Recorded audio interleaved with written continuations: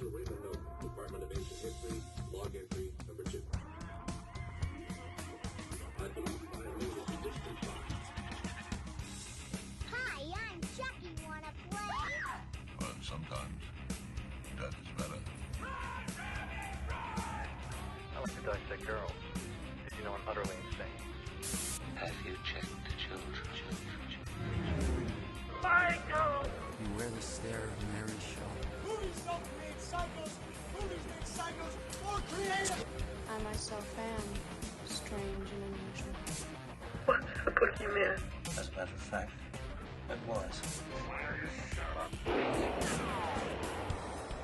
I just can't take no pleasure in killing. We came, we saw, we kicked its ass. You want to know what happens to an eyeball when it gets punctured? The juice is loose. Unpleasant dream.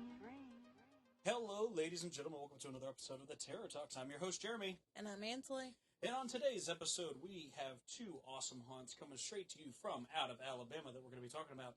We're going a little bit out of order from the order that we have attended haunts, just due to the dates that certain haunts are open and closing. So we want to make sure we try and get as many reviews out before the haunts are closed as possible. So we're not going to waste any time. We're going to start with our first haunt, going sort of backwards in our journeys this past weekend as of the day we're recording this.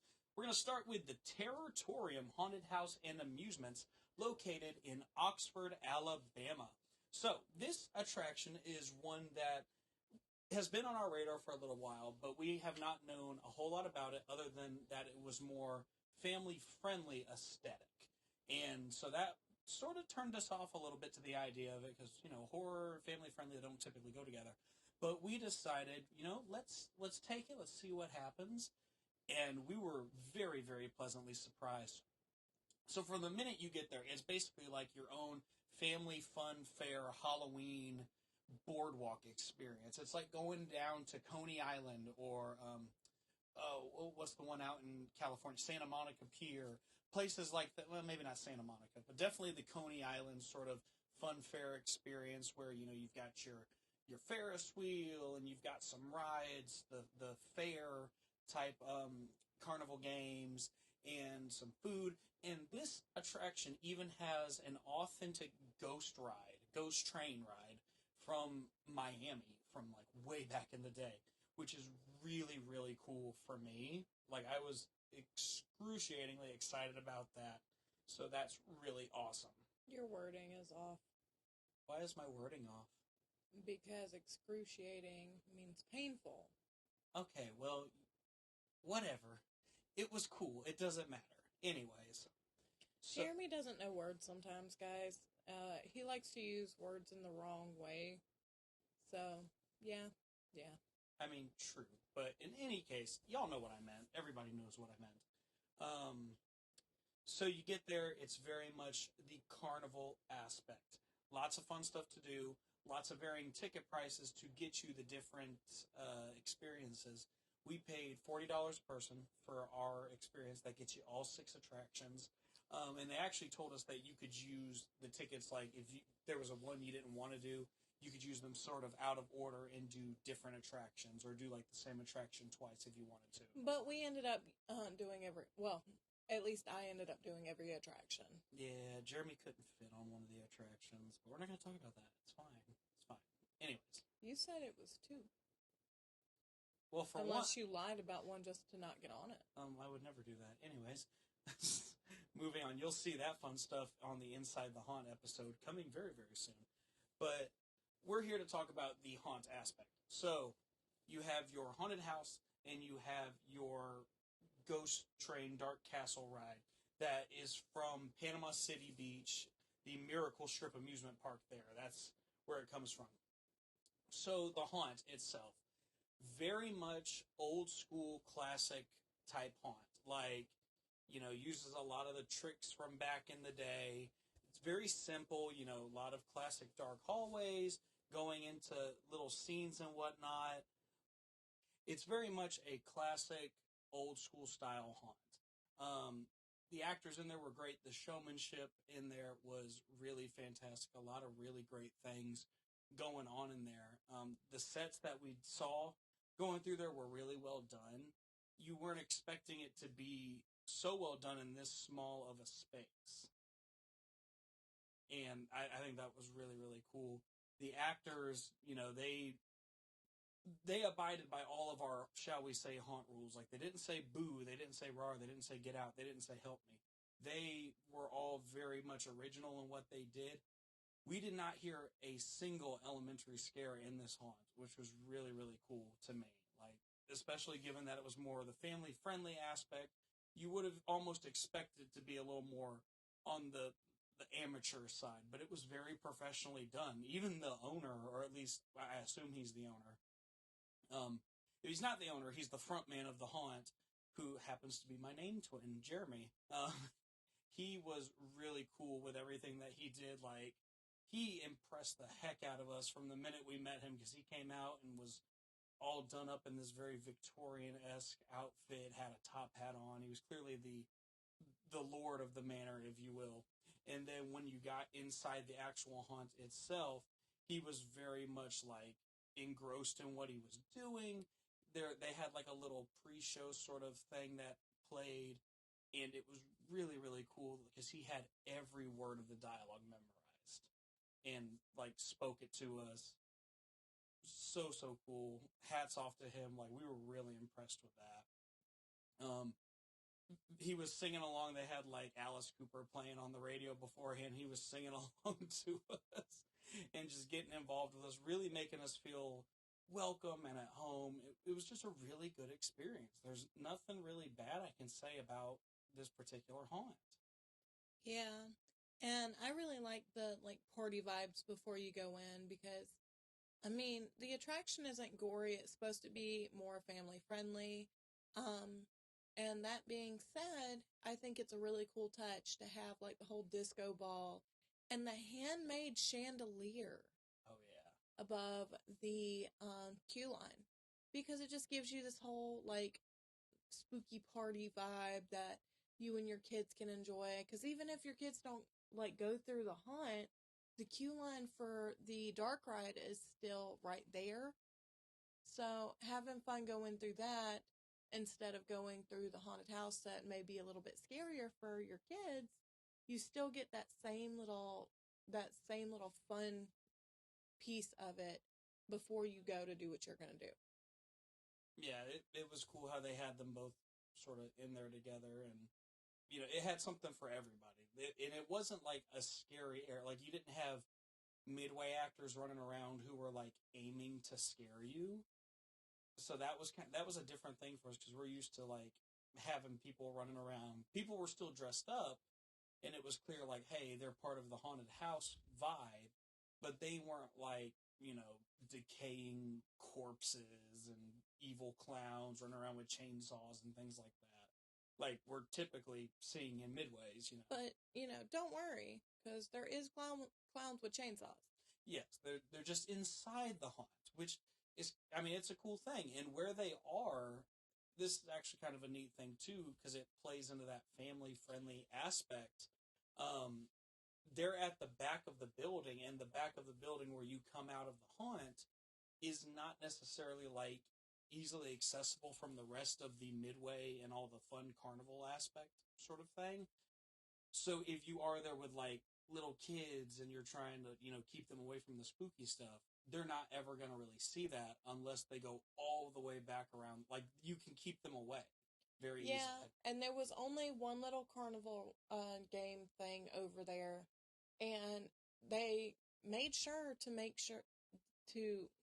tell you, well, not tell you, but they made sure it was one of the ones that more adults would play instead of kids. Right. It was that game where you like swing the hammer and you try to hit the lever and like ring the bell at the top of the pole, which me and Jeremy both tried, and we found out we're not as strong as we thought we were.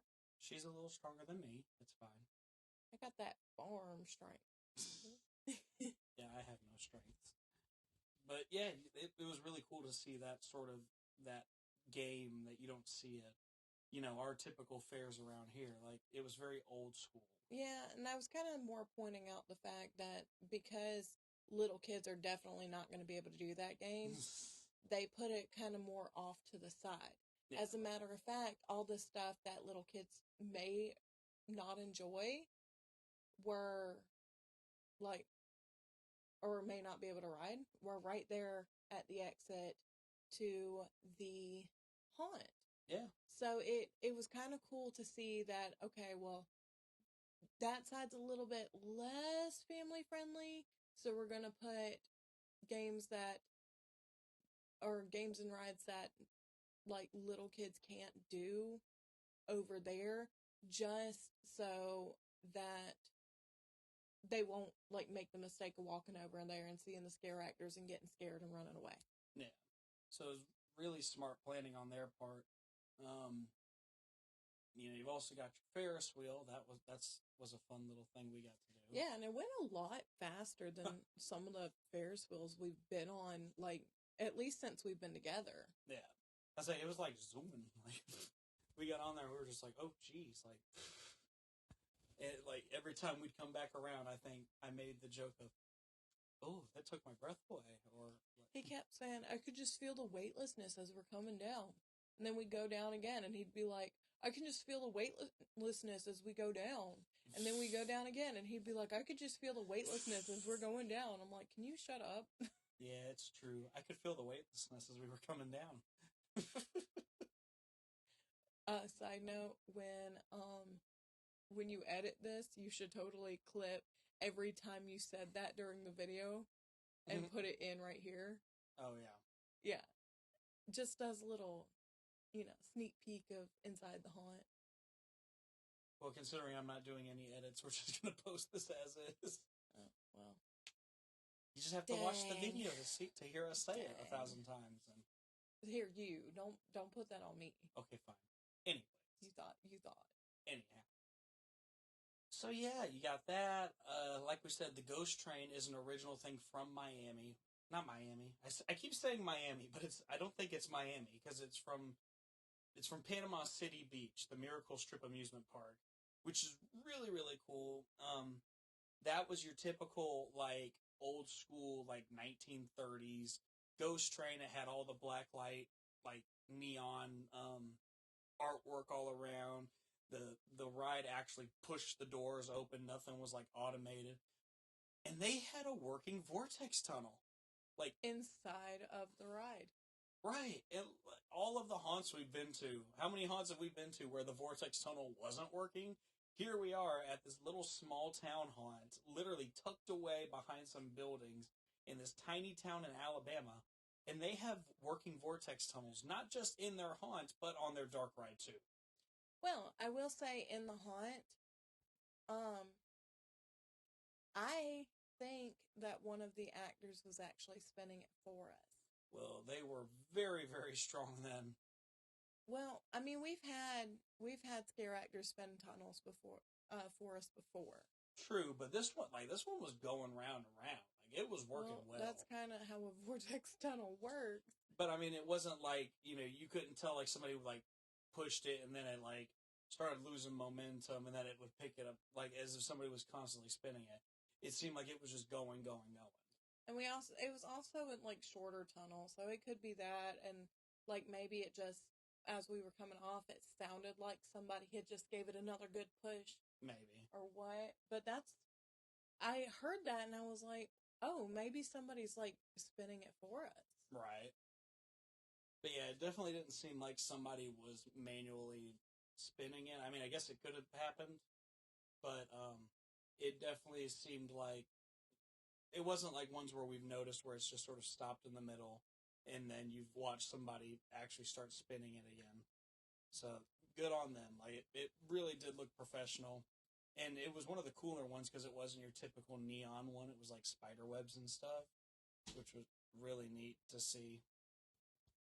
So yeah, the inside of the haunt was really cool. Lots of really neat stuff going on in there. Lots of great actors, some really cool sets. It was a pretty decent length too, actually. I mean, I think 12 to 15-ish minutes to walk through it.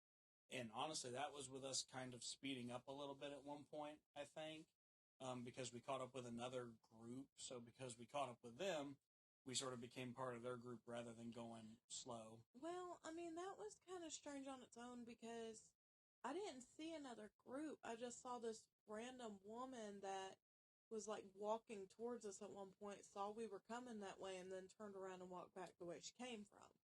I think she was part of the couple that was ahead of us, and she got, like, turned around somehow and started coming towards us, because she was with another guy.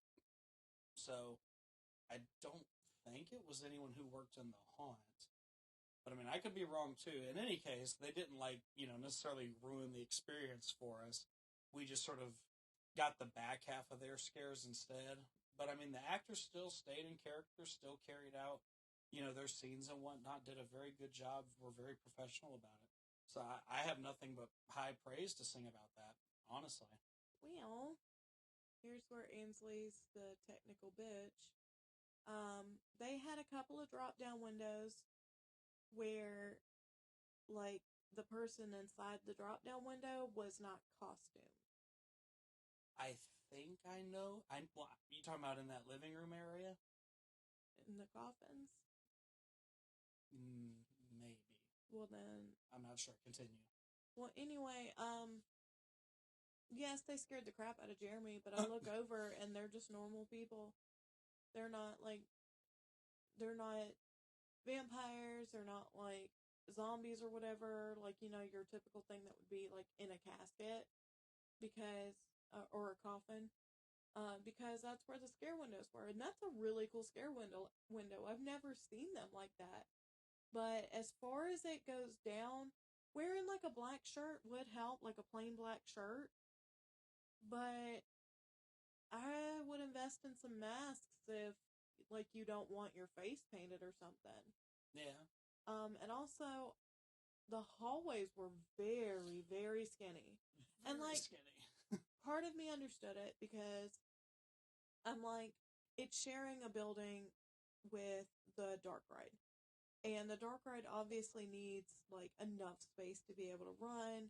So the larger part of this building is going to be the dark ride. But those hallways were, painfully skinny. At one point, both of my hips were touching the wall at the same time. And, I just kind of, towards the end, I was getting a little bit claustrophobic. And I was like, I don't really like this. And they were semi-long hallways between each, scare zone. So it was you'd walk and walk and walk, and then there'd be a scare zone, and then you'd enter another hallway, walk and walk and walk, and there'd be another scare zone. And it was weirdly broken up. A lot of haunts that we go to will have, obviously you'll have your hallways here and there, but they'll have a mini zone. You'll have your bigger areas, okay, let's say that you have a crematorium or something, and then to get to the next scare zone you got to go through a graveyard. Yeah. And then the next one would be an asylum, or you'll have your tunnels. They use those very effectively from time to time with transferring you from one scare zone to the other, so that it's not just monotonous. It's something you can actually look at, and it's not oh, okay, another hallway, cool. Because that's kind of what it was. And I'm not taking anything away from them. It was a very good haunt. It's just little minor things like that. And the hallways being so skinny, because if I was any bigger, I wouldn't have made it through. And I know that's a claustrophobia thing, but with it being every hallway that we went through, and some of them, it felt like the hallways at the start, they just started getting skinnier and skinnier and skinnier and skinnier, the further you got through the haunt. So, I didn't really like that too much. The rest of the haunt was great, and I know you can't really fix structure wise, you can't really fix that, right now, like, you'd have to tear out a lot of the haunt and tear out all your hallways and build them back, so I'm not splitting hairs there, but it was a little bit uncomfortable. Yeah, I can see where you're coming from there, because they were, like, really, really skinny, really, really uncomfortable, and they were just really dark, like, just pitch black darkness in Yeah, those and they halls. were, like, just black halls. Like, even, like, we were given permission to film in here, it was so dark to the point that I was, like, to maintain the effect, I was, like, holding my phone to my chest to make sure the glow wasn't, like, illuminating. And even that didn't really help all that much because of the fact it was just that dark in there. There was one nitpicky moment. There's a scene with a bunny in a cage, and I loved that scene, but I didn't love that it had this really slow strobe effect in his room, because it was so slow that you barely got to see him, and that sort of ruined it for me, because I was like, oh, I would have loved to have seen that. Like, it's a bunny inside of a haunt. And I kind of get what they were going for there, because with this being a more family-friendly area, like haunt-wise, if you have, like, a kid that this is going to be their first time going through a haunted house, you don't want them to be too scared and be too traumatized to go through haunted houses again. Yeah. Because it's a big part of Halloween. So, and kids are more sensitive to, like, strobe lights and stuff than, like, let's say adults are. And I do understand that there are some, like, instances where, I mean, it's both of them that can't really take the strobe. Like people with epilepsy and stuff, but they are obviously not going through a haunted house. Yeah. But I kind of, if that is the reason, I kind of, like, understand it, and I'm kind of, like, okay with it.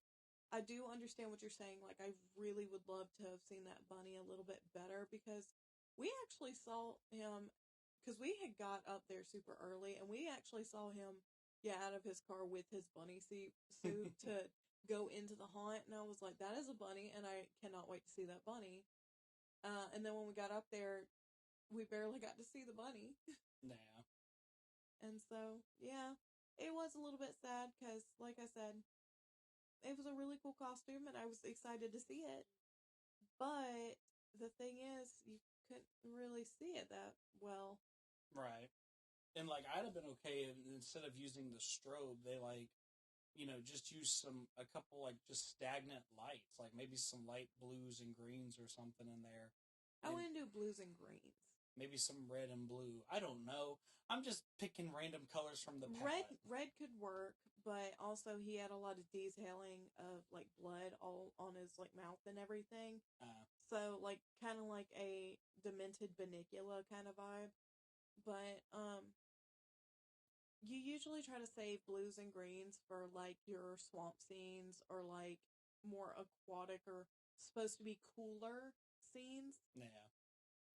So, like, ice caverns, or, like, your zombie areas, because, they're already green anyway.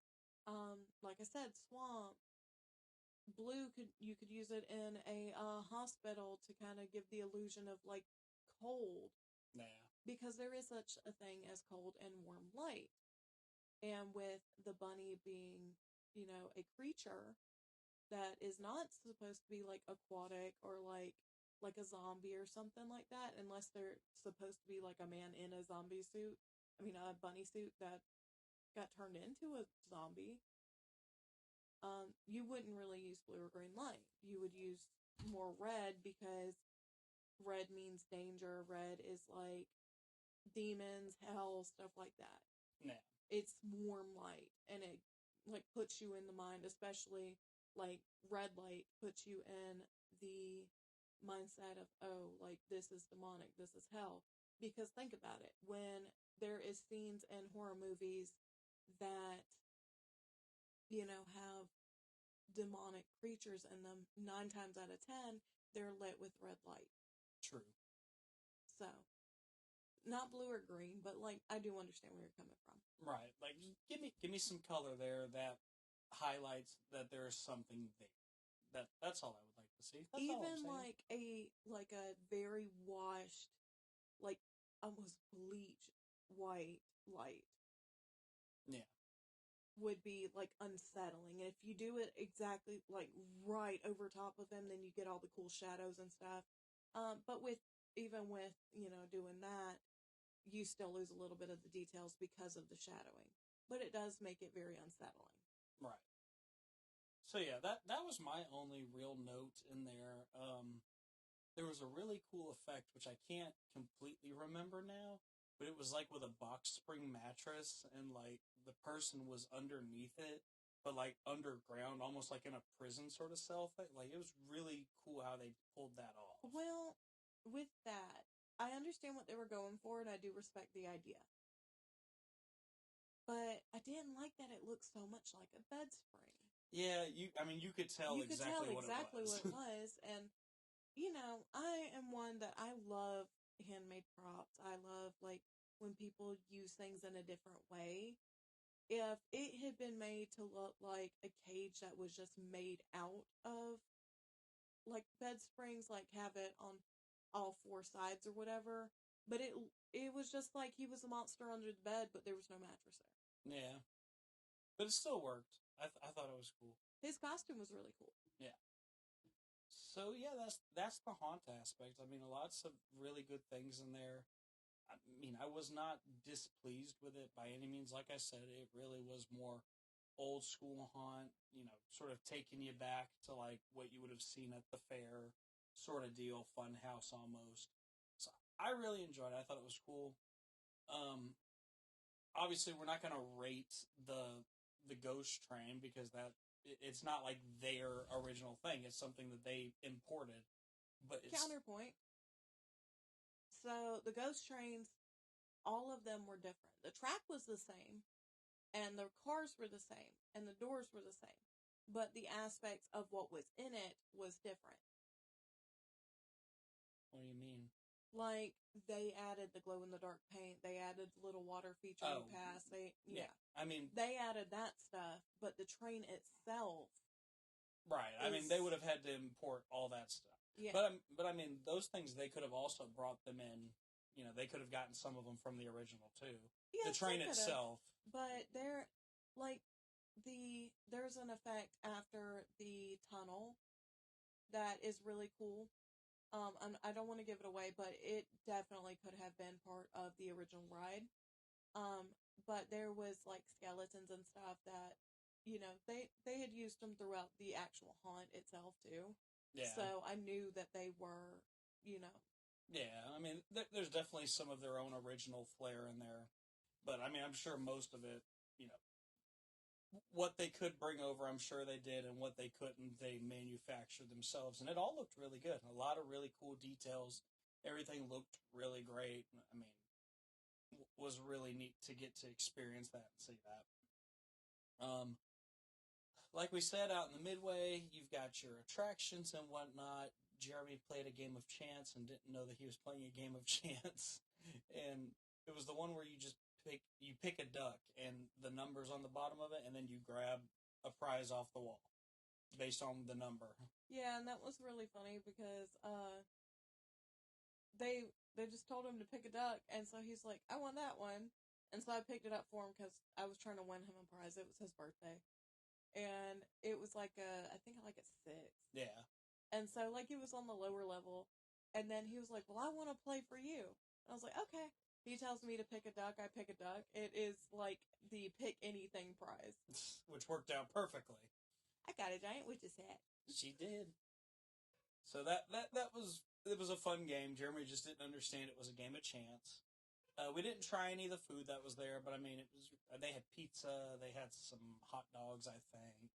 Typical sort of fare, basically. Yeah. The carriage rides were one of my favorite parts. Yes, I thought that was really cool. They had 2 different ones. One was an enclosed one, like you were actually like in a horse-drawn Gothic carriage. The other one was a little more open, and they were both hooked up to like, what were they hooked up to? It's not a truck. Side-by-sides. Side-by-sides.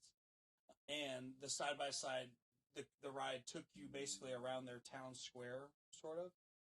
which was really cool. But I've never ridden that fast in a carriage ride on one of them because it was and it was a little frightening because it was creaking, and even though it was safe, you seatbelted in on one of them, and the other one you're enclosed anyway, so kind of like being on a bus where you don't have the seatbelts, but you know you're safe, kind of thing. Yeah. And it was just, they were very bouncy, and we would turn a curve, and it would lean really hard, and I mean, it was made like a carriage back in the day would be made. Yeah, it was definitely made like one of those old school carriages back in the day. With every little bump, it felt kind of like you were literally walking or riding on with the horses in the front. It literally felt like that. So that was a really neat touch. I think my only gripe with that particular part of things was I would have liked a little bit more with, like, they had music playing in the carriage as you were riding around in it and such. And I think I personally would have liked to have been able to, hear the music a little bit more, or maybe even gotten like a story to it, I guess, is kind of what I was looking for. Like, maybe they could have incorporated like some spooky story get told, like the legend of the Headless Horseman, or something to that effect that, just kept you sort of engaged rather than just, oh, we're going to ride around the block real quick and you can look around. Because unfortunately, there wasn't a whole lot to see in the way of like Halloween decorations and such. Well, I mean, also they could have tried it in the past and it just didn't work, because in the open air carriage, the speaker was in the back of the side by side, and in the enclosed carriage, it was on the roof. And both times I could barely hear it. Yeah. So it could be a thing where they tried to do that, and it, for whatever reason, it didn't work. Yeah, I mean, that is at all a possibility. It was just a bummer, because I feel like there could have been another element to it that could have made it really, really cool and stand out. Which, I mean, it already does stand out in and of itself, because, I mean, how many other haunts do you go to where you get to literally get on board a carriage and ride around town? Yeah, I was about to say, you're literally in a freaking carriage. So, I mean, it has its, like, standout moment, but at the same time, it's like, what more could it, like, how could it stand out even more? How could it be even better? And, I mean, I can think of ways, like I said, tell a creepy story, have the music a little bit loud. I mean, hell, make up a story even. That could be really cool. And they would also, have to sit kind of in the back with us. And the only other place I could think that they would be able to sit where they're not like taking up space in the carriage, because the first one we had to ride like in separate seats because we were just too wide to sit together. And then the second one, I'm sure we could have rode together on the same seat, but at the same time, it's just, we were in a closed carriage, and it was kind of fun to be able to sit across from each other. Yeah, it sort of added to the vibe. So the only place I could think for somebody to sit would be on that first row where you were sitting in the open air carriage, and then you run the risk of having to exclude people like us who are a little bit thick, or on the I forgot what it's called, but the little bench that's on the outside of the carriage on the enclosed one, where the driver would usually sit when it's connected to, horses. Yeah.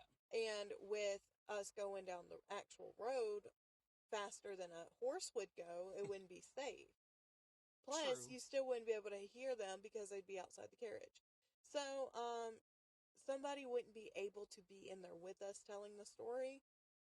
And I just don't see how it would work with the speaker, because, I mean, you also don't want a speaker blaring in your face as you're trying to enjoy this carriage ride, too.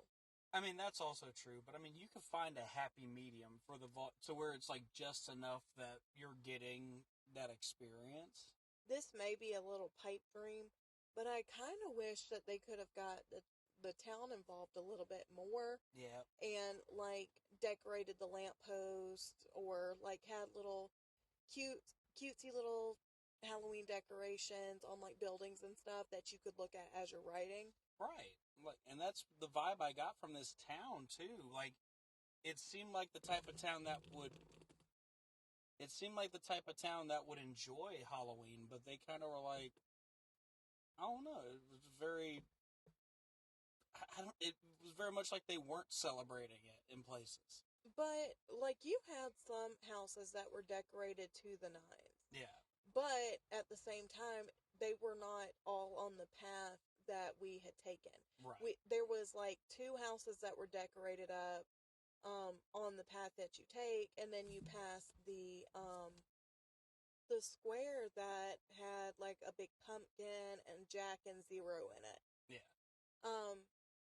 But, I mean, the thing is, while we were in Alabama, every small town that we saw, there was one where everywhere you looked, there was Halloween decorations.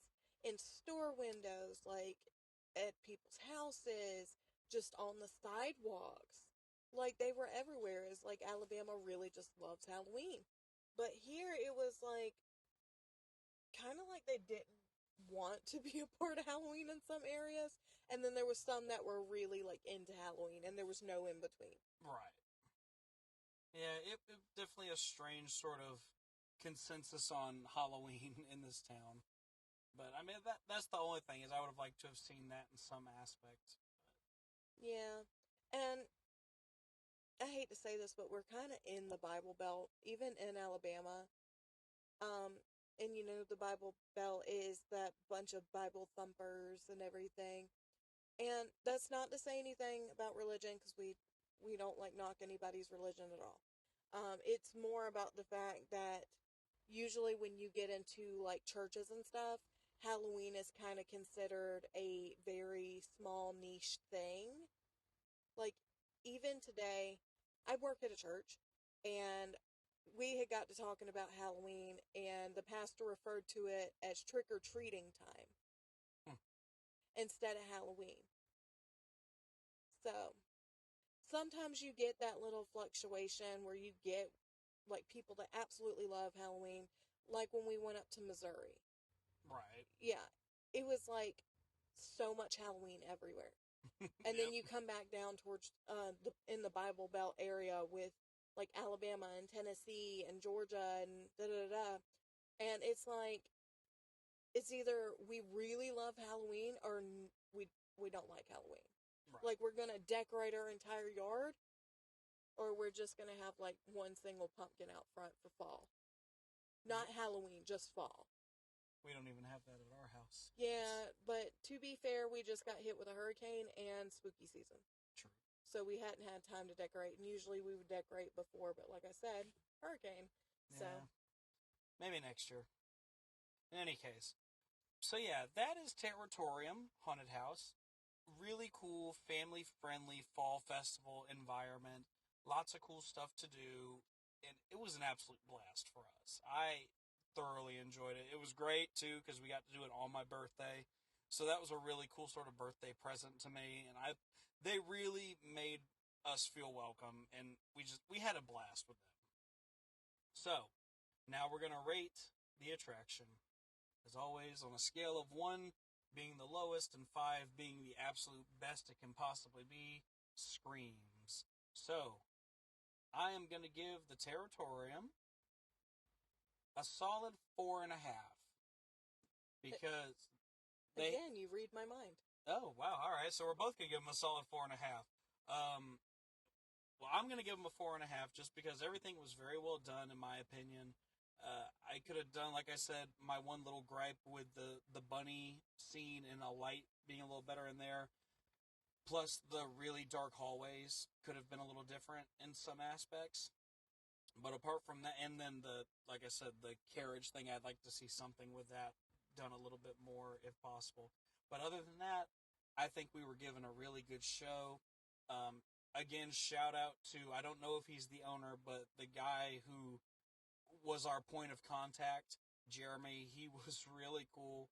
Definitely a showman. I said this when we saw him. I'm like, I get the feeling he is big in theater. So if anyone can confirm that, I would love to know, because we will make the trip to Oxford to watch this guy perform in a show. Like, he gives me that vibe that he's big in theater, and I love that. He was wonderful. He's really done something great there, and I absolutely love it, and I hope everyone gets to check it out. As of the night we're recording this, it's the night before Halloween, so you're either going to hear it tonight or you're going to hear it on Halloween. If you're hearing it on Halloween, run and go there, and if you don't make it there this year, go check them out next year, because they're definitely worth the drive. Definitely. My 4.5 came based on the fact that we had such a great time, and it is a very family oriented area. To be fair, we did not know what to expect when we were told that it was a more family friendly area. We were not expecting to be as pleased with this as we actually were.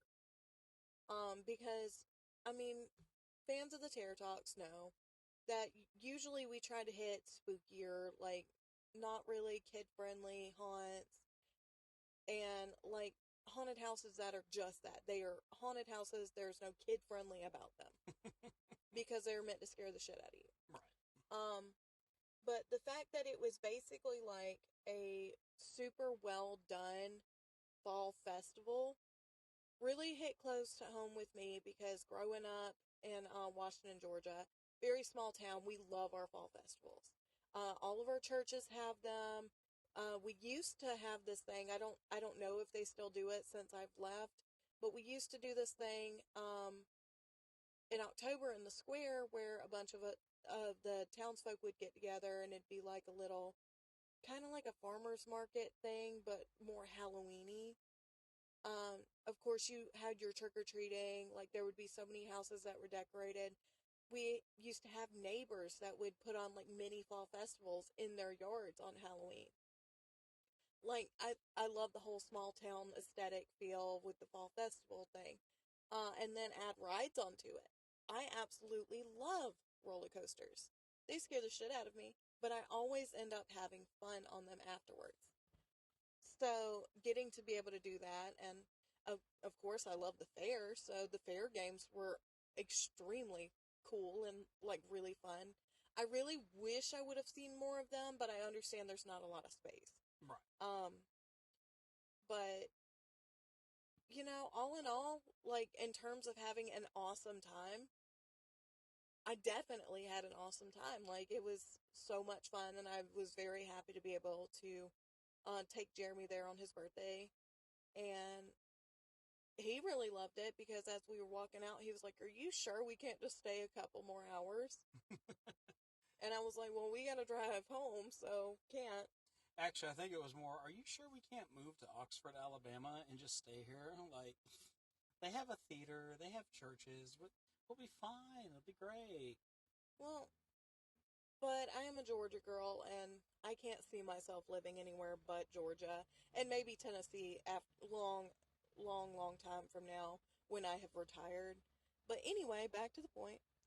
And the fact that you had this whole haunted house, and it was more kid friendly, there wasn't a lot of gore and everything. Yes, it did have its faults, but overall it was a great experience.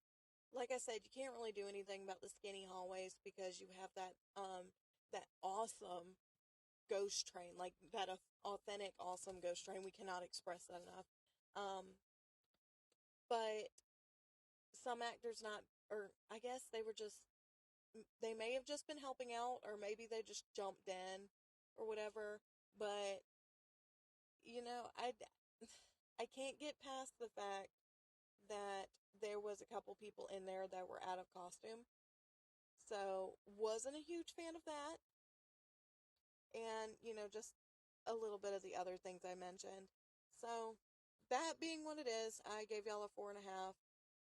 Because we did have a great time, and I was not expecting family friendly to mean I would enjoy it, because we all know I'm demented. But I absolutely really did. I was not expecting everything that we got to do, and was not expecting to have as much fun as I actually did. So, pleasantly surprised. Definitely. So, 4.5 screams from Ansley, 4.5 from me. That is a grand total of, drumroll please, 4.5 screams. The Terrortorium Haunted House is a 4.5 rated Screams Haunted Attraction by the Terror Talks Scream scale. So be sure to go and check them out this haunt season. I know there's only a few days left, but they are open both tonight, as of the night we are recording this, and tomorrow, Halloween night, from 7 to 10 p.m. You definitely want to go check them out. And if you don't get to check them out this year, definitely add them to your list for next year. Make sure you bring cash, because they are cash only. There is an ATM on site. Tickets are sold at the ticket booth. So, that is it for the Terrortorium Haunted House and Amusements, located in Oxford, Alabama. We're going to take a little break to hear from our sponsors, and when we come back, we're going to be talking about Arx Mortis Haunted Attraction. Don't go anywhere. Are you a haunt owner looking to spice up your haunted attraction this year? Or maybe just a neighbor who loves to turn their home into a scene fit for a horror movie? No matter the case, our friends at Haunted FX Props can help turn your Halloween vision into a living nightmare. These horrifying geniuses specialize in building haunted house props, lighting for your haunted attraction, and designing haunted houses and escape rooms that are sure to keep your fans coming back for more. How much is it? Well, your prices will vary based on the services provided for your haunt. So get in touch with them today to set up what you need. You can visit them today at their Facebook, Instagram, and TikTok by simply searching Haunted FX Props. To not only get in contact with them, but also to see some of the work that they do, or you can visit them at their website, www.hauntedfxprops.com. You can also personally contact them by emailing them at info@hauntedfxprops.com, or you can call them directly at 706-799-5382. Again, that is 706-799-5382. Anytime from 9 a.m. to 5 p.m., Monday through Friday. So be sure to contact Haunted FX Prop today to make sure your haunt can be the absolute best it can be. And we are back, ladies and gentlemen, on this episode of the Terror Talks. Before the break, we talked all about Terrortorium, Haunted House, and Amusements, and now we are heading basically to the other side of Alabama to talk all about Arx Mortis Haunted Attraction, located in Killen, Alabama. So this was a really fun one for us on this trip. We got to do some really cool stuff and see some really cool things, meet some really cool people on this trip. I think this was a highlight haunt for us on our big weekend trip that we took to different haunts and whatnot. So that was really, really cool. So the thing to note about this haunt is you have both your haunt vibes, but you also have your family-friendly vibes attached to it as well. Granted, if you go in like separately, it is a separate attraction that you'd have to pay for normally. But if you come into Arx Mortis and you get on the grounds there, you can go into this family-style sort of area. So let's talk about that a little bit. So first off, when you get there, go in, get your tickets, and once you go in, you're given a card that is color-coded, and each color card that you have is associated with a particular wait time for the haunt itself. And what that means is you wait until your color is called, and when your color is called, you get into the line for the haunt, and then they'll scan your ticket. So that's a really neat system, because then you don't have people just sitting in line doing absolutely nothing. You actually have stuff that you're able to do while you wait, which is really, really good. I think that's a great way to break up the crowd a little bit, give you some extra stuff that you can check out and do, have fun with. They've got a DJ playing music. They've got all sorts of, they got a couple different concessions and areas to get some food and whatnot. They have their own, they have like a lemonade thing. They have their whole gift shop. there's a lot to see and do. It's a really good environment, a really good place. In fact, I think it's one of our favorite midways that we've been able to experience all throughout haunt season. I mean, am I alone on this one, or? Well, I guess you definitely not alone on it, because even though I didn't get to experience it, midway wise, while it's all in full effect, you want to tell them why that is? I would love to tell them why that is, because the reason she didn't get to experience the midway and all that it has to offer is because she actually got the chance to go and act with the team at Arx Mortis. We contacted them ahead of time, worked things out where that was concerned. I was actually going to act myself, and I got a little camera shy, basically, and was like, well, maybe not. I don't think I want to do it anymore. And so I just said, you know what, I need to get shots for the video and whatnot. So I did not act, but Ansley did get to go in there and act. Unfortunately, you will not see it in the video, but we will clip in some of her little getting ready moments, and you'll get to check that out. Cause she looked... two pictures that we have. True. But she did look phenomenal, as always. She always does. Shout out to the makeup artist, because I don't remember your name, sweetheart. I don't think you even told me. But she got her looking really, really good in, like, the shortest amount of time possible. Like, that was record-breaking makeup time. 3 minutes. She NASCAR pitted my ass. And it, like, you wouldn't have known. I mean, I'm sure she probably could have added hella more details if she had, like, 30 minutes with you in the chair. But for 3.5 minutes... And all the details she got in those, 3.5 minutes? That was incredible. Yeah. And you know what the craziest part is? What? You guys will get to see this, and when we put the pictures in. But as good as my makeup looks, she said I'm gonna do a very watered down version of what I had in my head. Makes me wonder, if she had the time, what she would have done. Right, if that was watered down, I am very curious to see what not diluted at all is, basically. And, sorry, Brandy. We know that you usually do my makeup. Well, except for my Reaps makeup. But, girl, you got some competition. So, that is why Ansley doesn't get to speak too much on the midway. So I guess I'm going to have to really take the lead here talking about the midway. Yeah, because I get to talk about scare acting and what that was kind of like. And the haunt itself, because you did get to walk through it. So midway, I'll talk about that and make it as briefly as I possibly can. Like I said, there's a lot to see and do. They have a DJ out there, and the DJ is playing music all night long, and whenever... This is a really cool thing. So I love the sound effect. I don't think you ever got to hear it, but you guys should see it or hear it in the video on Inside the Haunt. But whenever it's time for you to get called into the haunt, your color is called, there's a big, clock toll that happens. It's dong, dong, the clock striking 3, I think. And so it's really cool. And then I didn't get to see that or hear that. Yeah. And then a voice comes over it and is like, "Those with the color orange, please make your way to the manor gates." Which I'm just I love it. It all plays into the aesthetic of you're heading to the gates of this Arx Mortis manor. And it works so well. It is done so brilliantly. And then they've got TV monitors set up everywhere where you can see your color. It has, say, for example, I have the color blue, and they're calling the color yellow. It'll say blue is a 25-minute wait. Yellow is being called now. Red is, a 50-minute wait from this point. And it just, they have the estimated wait time at that point. And I gotta say, the people getting you in the haunt are quick.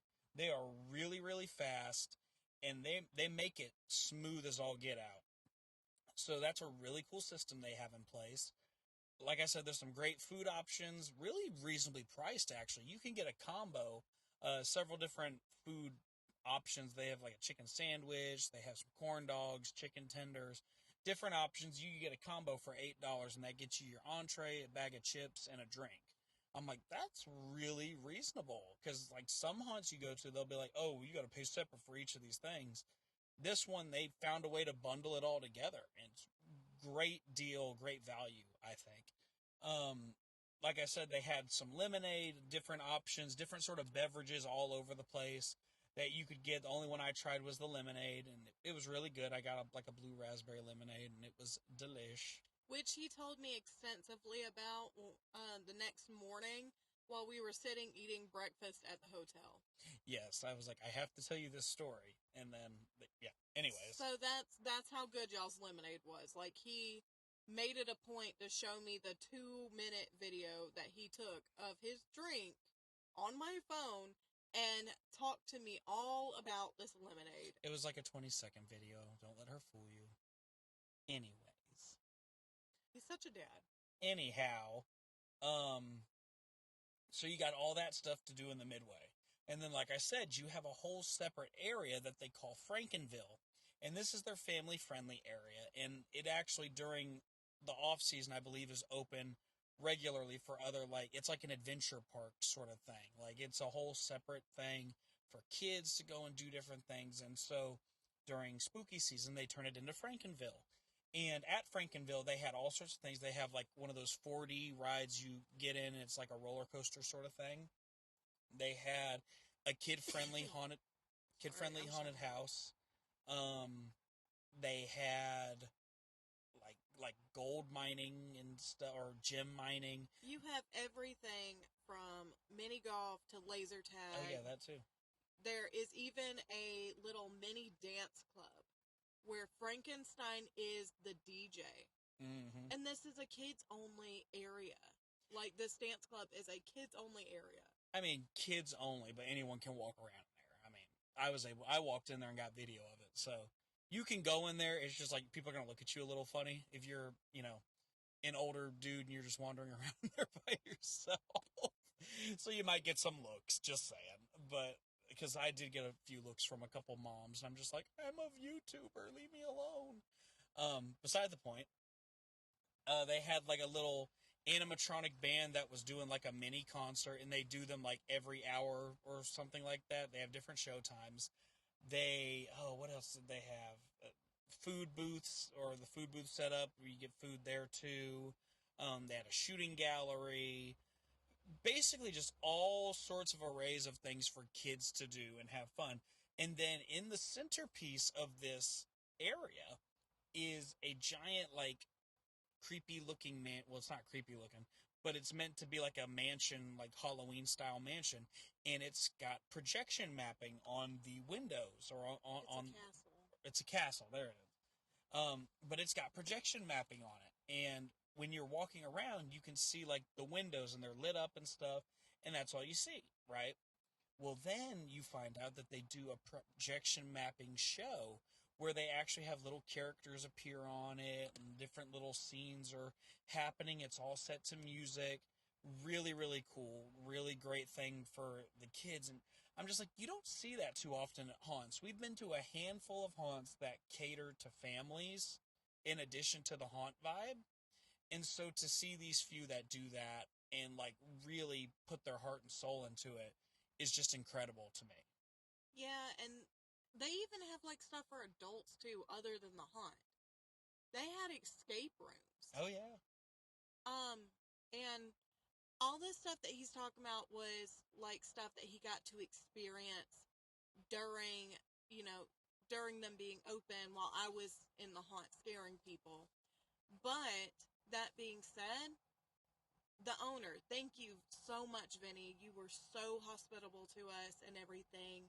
And it was very, very cool to see how much love and appreciation and detail that you and your wife put into this haunt.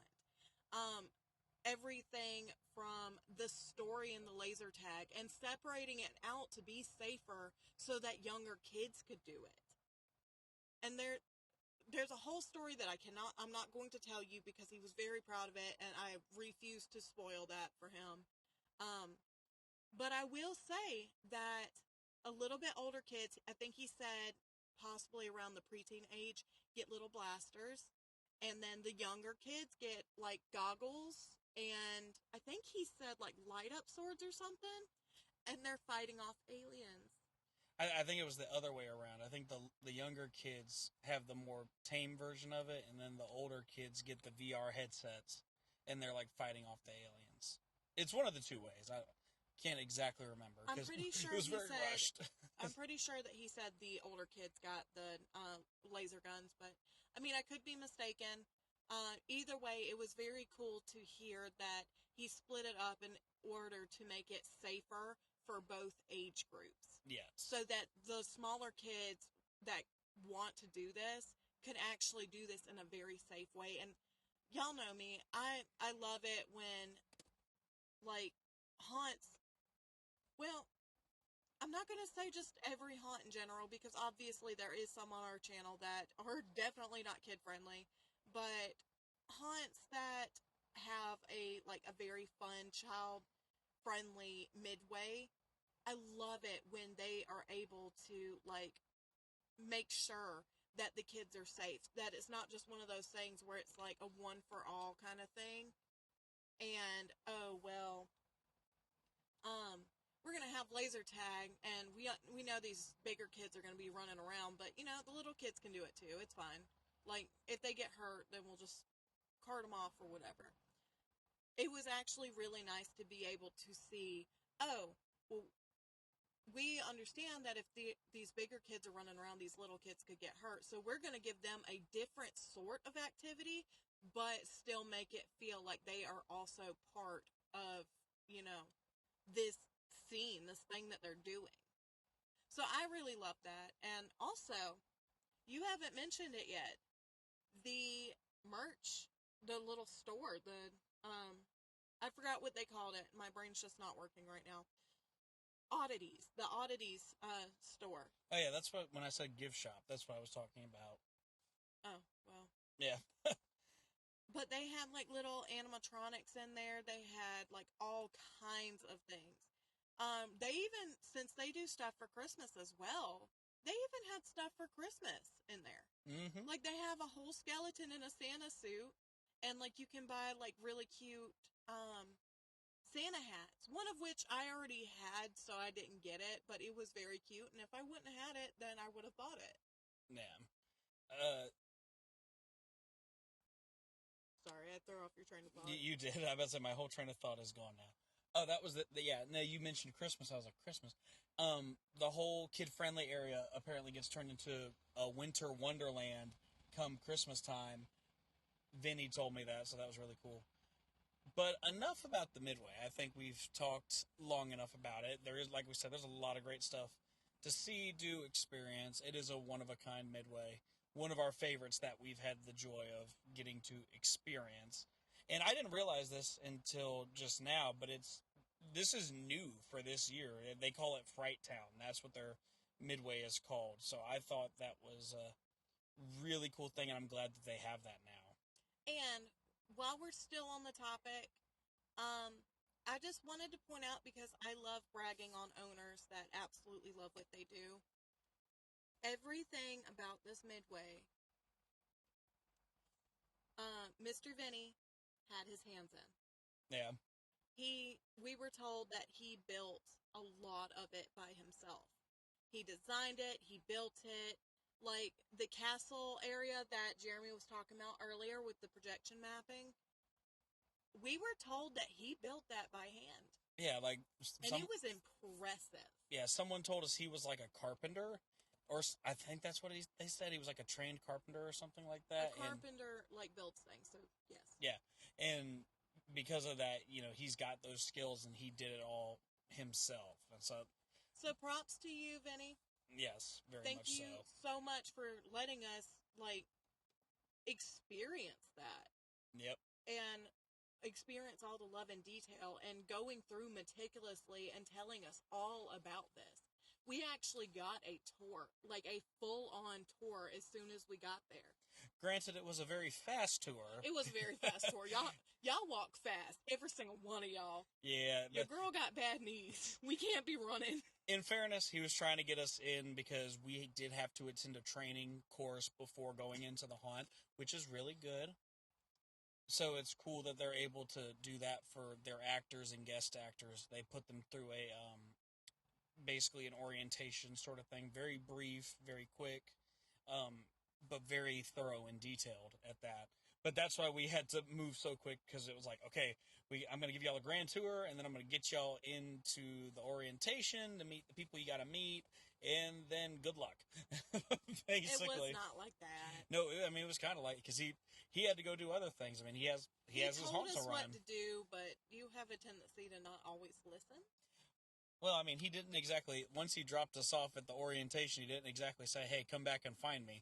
So we had to go hunt him down and be like, hey, what do we do now? Anyway, and then he told us. Anyway, beside that, one thing that I think is very notable is the fact that when a lot of haunts do these, like, scare classes and everything so that they can teach their actors how to act, it's usually like a little bit before spooky season even starts.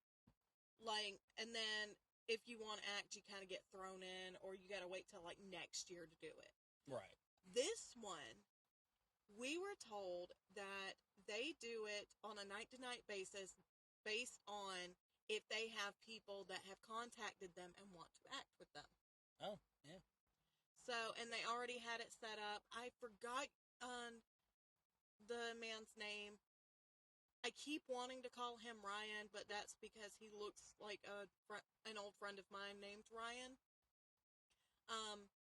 Robbie. Robbie. I think his name was Robbie. It was Robbie. I am so sorry, guys. We are really bad with names. That just came out of nowhere, and I'm like, wait, I think that's his name. We're going with Robbie. Robbie is the show director. It was.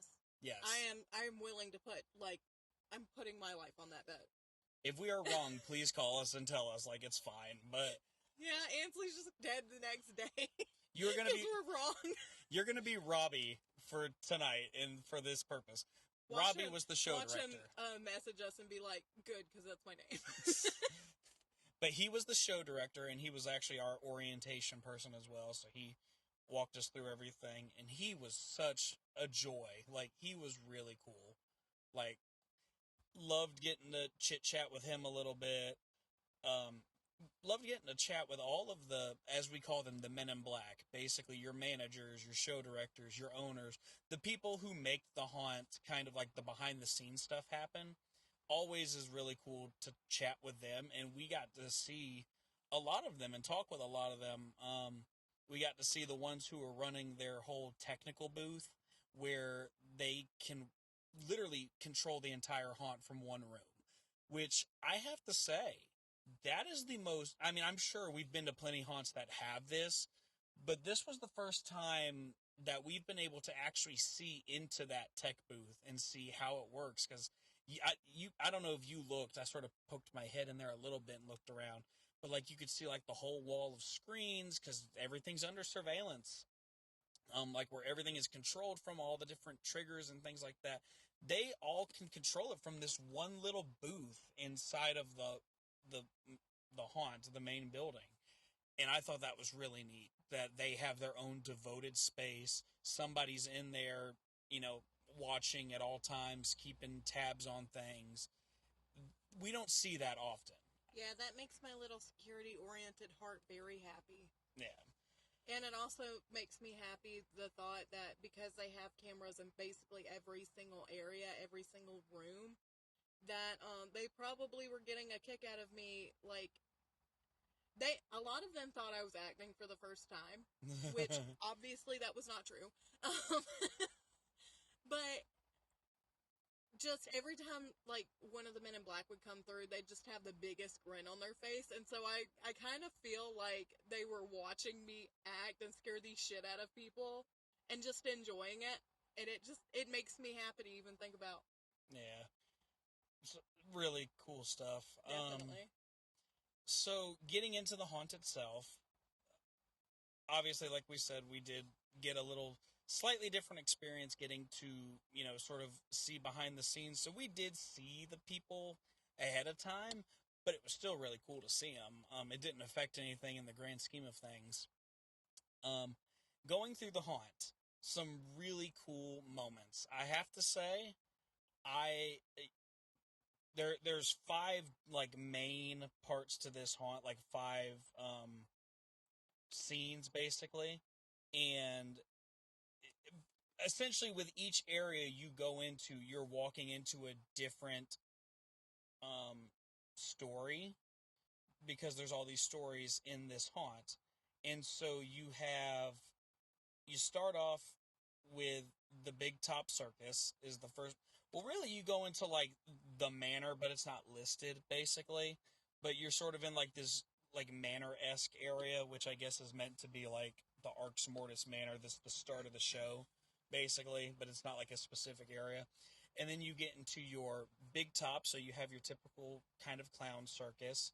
Then you go into the Covington Clinic, which is your hospital sort of area. Then after the typical hospital area, you go to the Greystone Academy, which is basically a school setting. Then after that, you head into Deadwater Bayou, and then after that, you go into the underground.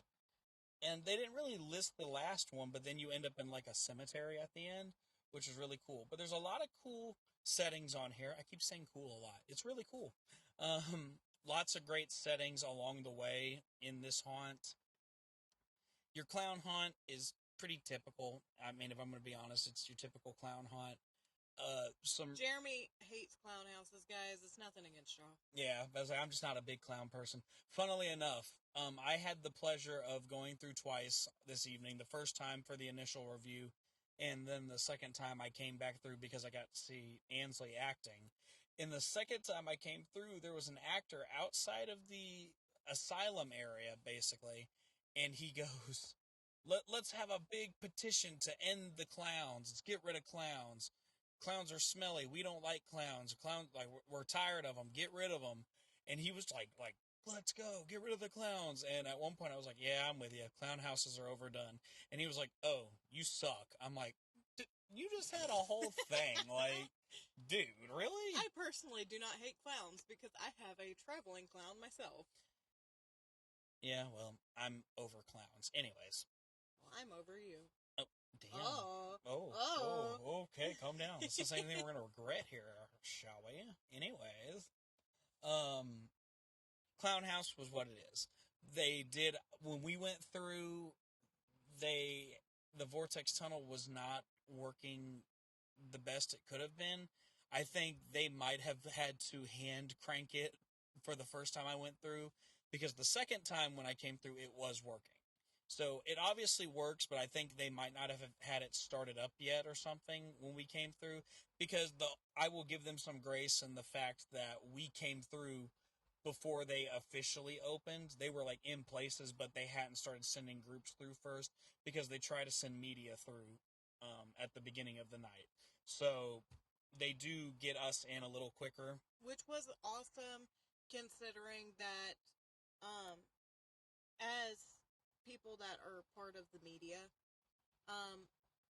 it gets really annoying sometimes to like constantly be in a group with screaming teenage girls, or teenagers that are just acting fools, or parents who have their kids with them and they are not even paying attention to what their kid's doing. Yeah. And just all these other things. And it kind of, isolated us to have a better experience. Mm-hmm. Not saying that all haunts should do that, because sometimes it's just not in the cards, and sometimes, we don't have the luxury of getting there way before they even open like we did this time. But that being said, it was a very, very fun experience to be able to go through just as me and Jeremy and not have a big horde of people behind us. Yeah. It definitely was a much better experience than what we typically would get. And even so, we were told as we're coming in that the actors were still getting into place. You wouldn't have known that. I think the only time where... There was only one time that I can note that the actors weren't really in their place, and, you know, they weren't quite in character yet.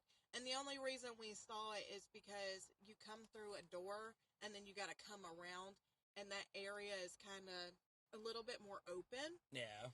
So when they saw us, they immediately snapped to it. Yeah, and because they, like, looked at us, and they're like, oh, y'all are here. And what was funny was another actor from the next door scene kind of jumped in real quick to sort of distract us, to kind of help them get back into their scene and be like, all right, let's get in character, let's go. And so it was like, cool, I like that little camaraderie there.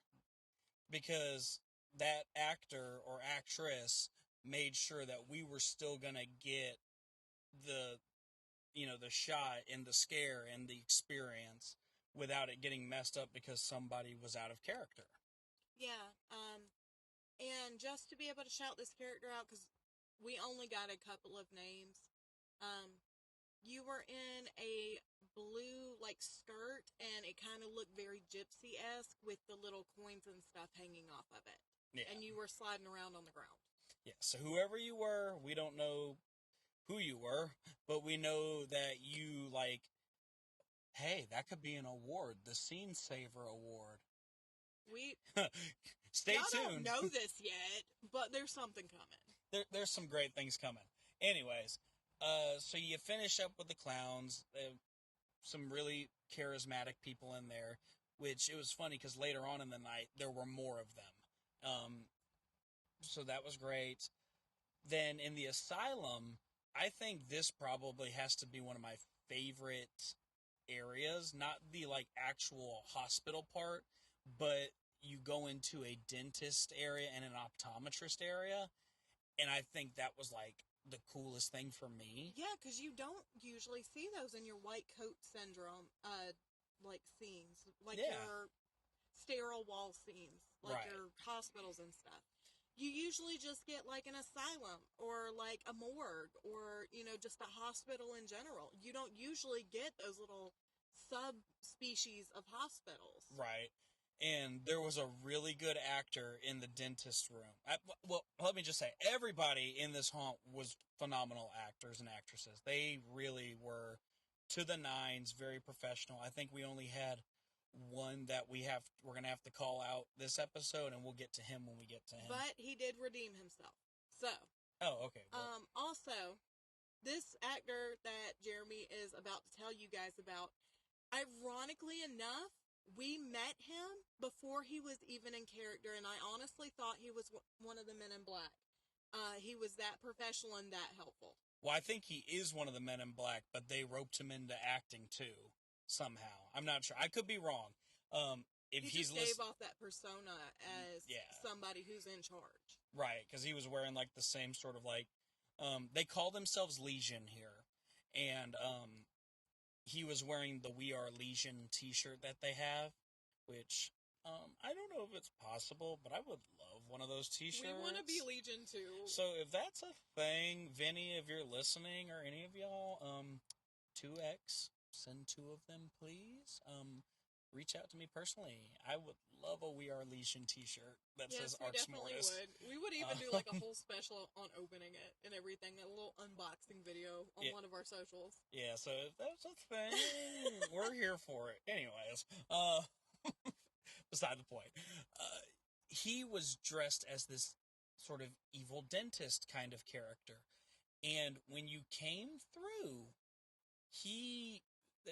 this has to be one of the best, hands down best, look like a prop scare I've ever seen. Still scare. Is that what we're calling it? Still scares? That's the term for it. Okay, well, you're the expert.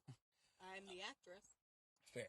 So this is the best still scare we have ever seen. I can, because I love still scares. Those are my favorite scares to do. But I don't think I can even pull it off to the effectiveness he did. Yeah, we both thought he was a prop. And usually I can, like, look at somebody and be like, that's a person. Not this time. No, you could not tell. Like, and that is coming from somebody who loves to do the still scares and is extremely good at them, having lots of practice, and actually doing it that night. Yeah. Like, I can't even be biased about myself doing it. That's how good it was. Don't let her fool you. She did give me a little crap when I was like, his was the best still scare, and she was like, excuse me. I'm like... I mean, but you're my boyfriend, you're supposed to say that. Yeah. And you didn't. Well, technically, when I saw you, you did not do the still scare, because you were scaring the two girls in front of me. Well, that's because I was trained that you're going to have groups that come through multiple times, and you don't want to give them the exact same scare every time. Fair, but the point is, I never saw the still scare from you. I don't doubt you can do it, though. I know you can. You've acted with me before, and I've done it. Exactly, I know you. But anyways, he had this mask on, and I'm a big trypophobia person. I cannot stand, like, the irregular patterns of holes on something. And the mask kind of played into that. Like, it had the weird holes, and it had, like, little cavities with, like, eggs in it and stuff. Like, they were teeth. Oh, were they teeth? Yes, he was in a dentist office. Okay, that makes sense.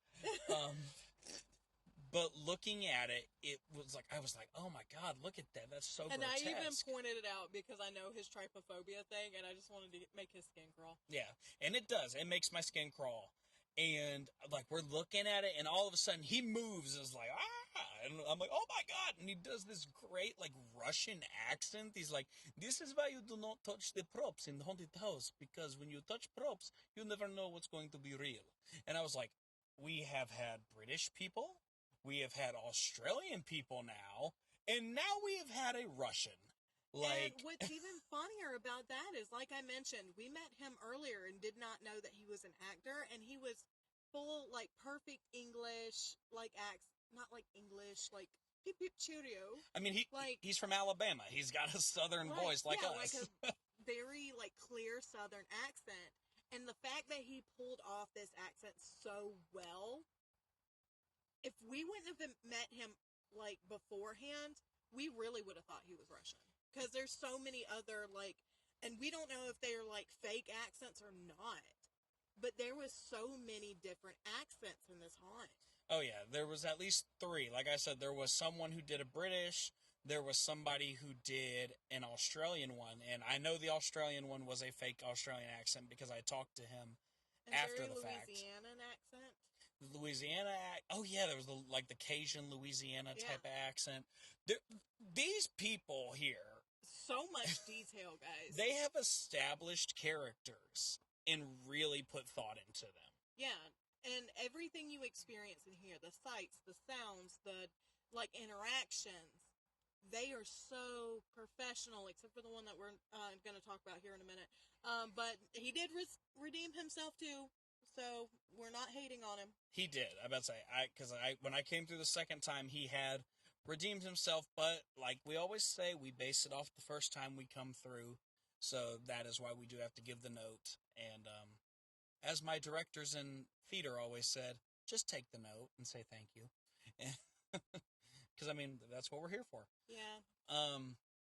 But so, yeah, the optometrist in the next room, another fabulous scene, had a whole character, a whole backstory, a whole spiel about taking the eyes and putting them here and there and everywhere. Like, it was a great thing. It wasn't your typical scene. It was really well thought out. There was a storyline to it. And I absolutely loved her, so shout out to you, ma'am. Yeah. Or, you know, if you're not presenting as ma'am, you know, shout out to you, ma'am, mistress, sir, mister, whoever you may be. You know who you are. And you know what we're talking about because you were amazing. Because I'm pretty sure when we came through, we were gushing about it as it happened. We were just like, oh my god, I love this. So that was wonderful. So you move out of the optometrist and the dentist and the hospital. There was a guy in the hospital who he was actually from a visiting haunt. And he was really good too. Because he sort of had this, like, mask that, like, his face was all burnt. And this was really funny, actually. So, like I said, I don't typically talk about if we go through multiple times. I won't mention the second time we come through. But this was a really funny moment for me. I'm walking through with this group, and he's dressed as a doctor, and he's, like, walking around. He's holding his face, like, oh, don't go in there, into the next room sort of thing. Well, I hope not. I mean, he didn't say that, but, you know, I'm being me, summarizing. And he does his little spiel, and the girl in the group in front of me, she's like, I think you need to see the doctor. Says the doctor. And I look at her and I went, honey, he is the doctor. What are you talking about? It killed me. Because it was like, that is the doctor. He's got no one to see. For me, it was a hilarious moment. I thought it was funny. Anyways, moving on. So after you get out of the hospital area, you move into what I may actually hate this more than clowns. School. I'm not a big school person fan. I don't. That's because you didn't have a good school experience growing up. Well, no, I had a fine school experience growing up. No, I mean, yes, I was, but I didn't hate schools, and I don't hate schools. There's nothing scary to me about schools in a haunt. I don't know. It does nothing for me. You heard me talk about it on the Dread Hollow episode. This is another scenario where I'm like, it doesn't do anything for me. That being said, the detail in here is really well done. They have gone as far as to put little plaques on all the walls into each room. Principal, janitor, lunchroom, locker room, even to doors that don't lead anywhere. Girls' locker room, boys' locker room. Like, little details like that really make it. Posters on the wall to, like, the area I was in, they called it the homecoming room. And before you even get in there, the hallway leading into that room, there is, like, posters that say, homecoming, I think it was 92. Yeah. Like 1992 or something like that. And they, like, had mannequins and stuff dressed in the prom dresses and this, that, and the other. And this room, if you look on the floor, there's, like, pages out of books just scattered amongst the floor. Like, it's that detailed. They have lockers and stuff. Like, you kind of do feel like you're going through a school hallway. The only thing I will, like, kind of, be a little bitchy about. Damn. Listen. So, they had a speaker announcement, like, like your intercom system in the school.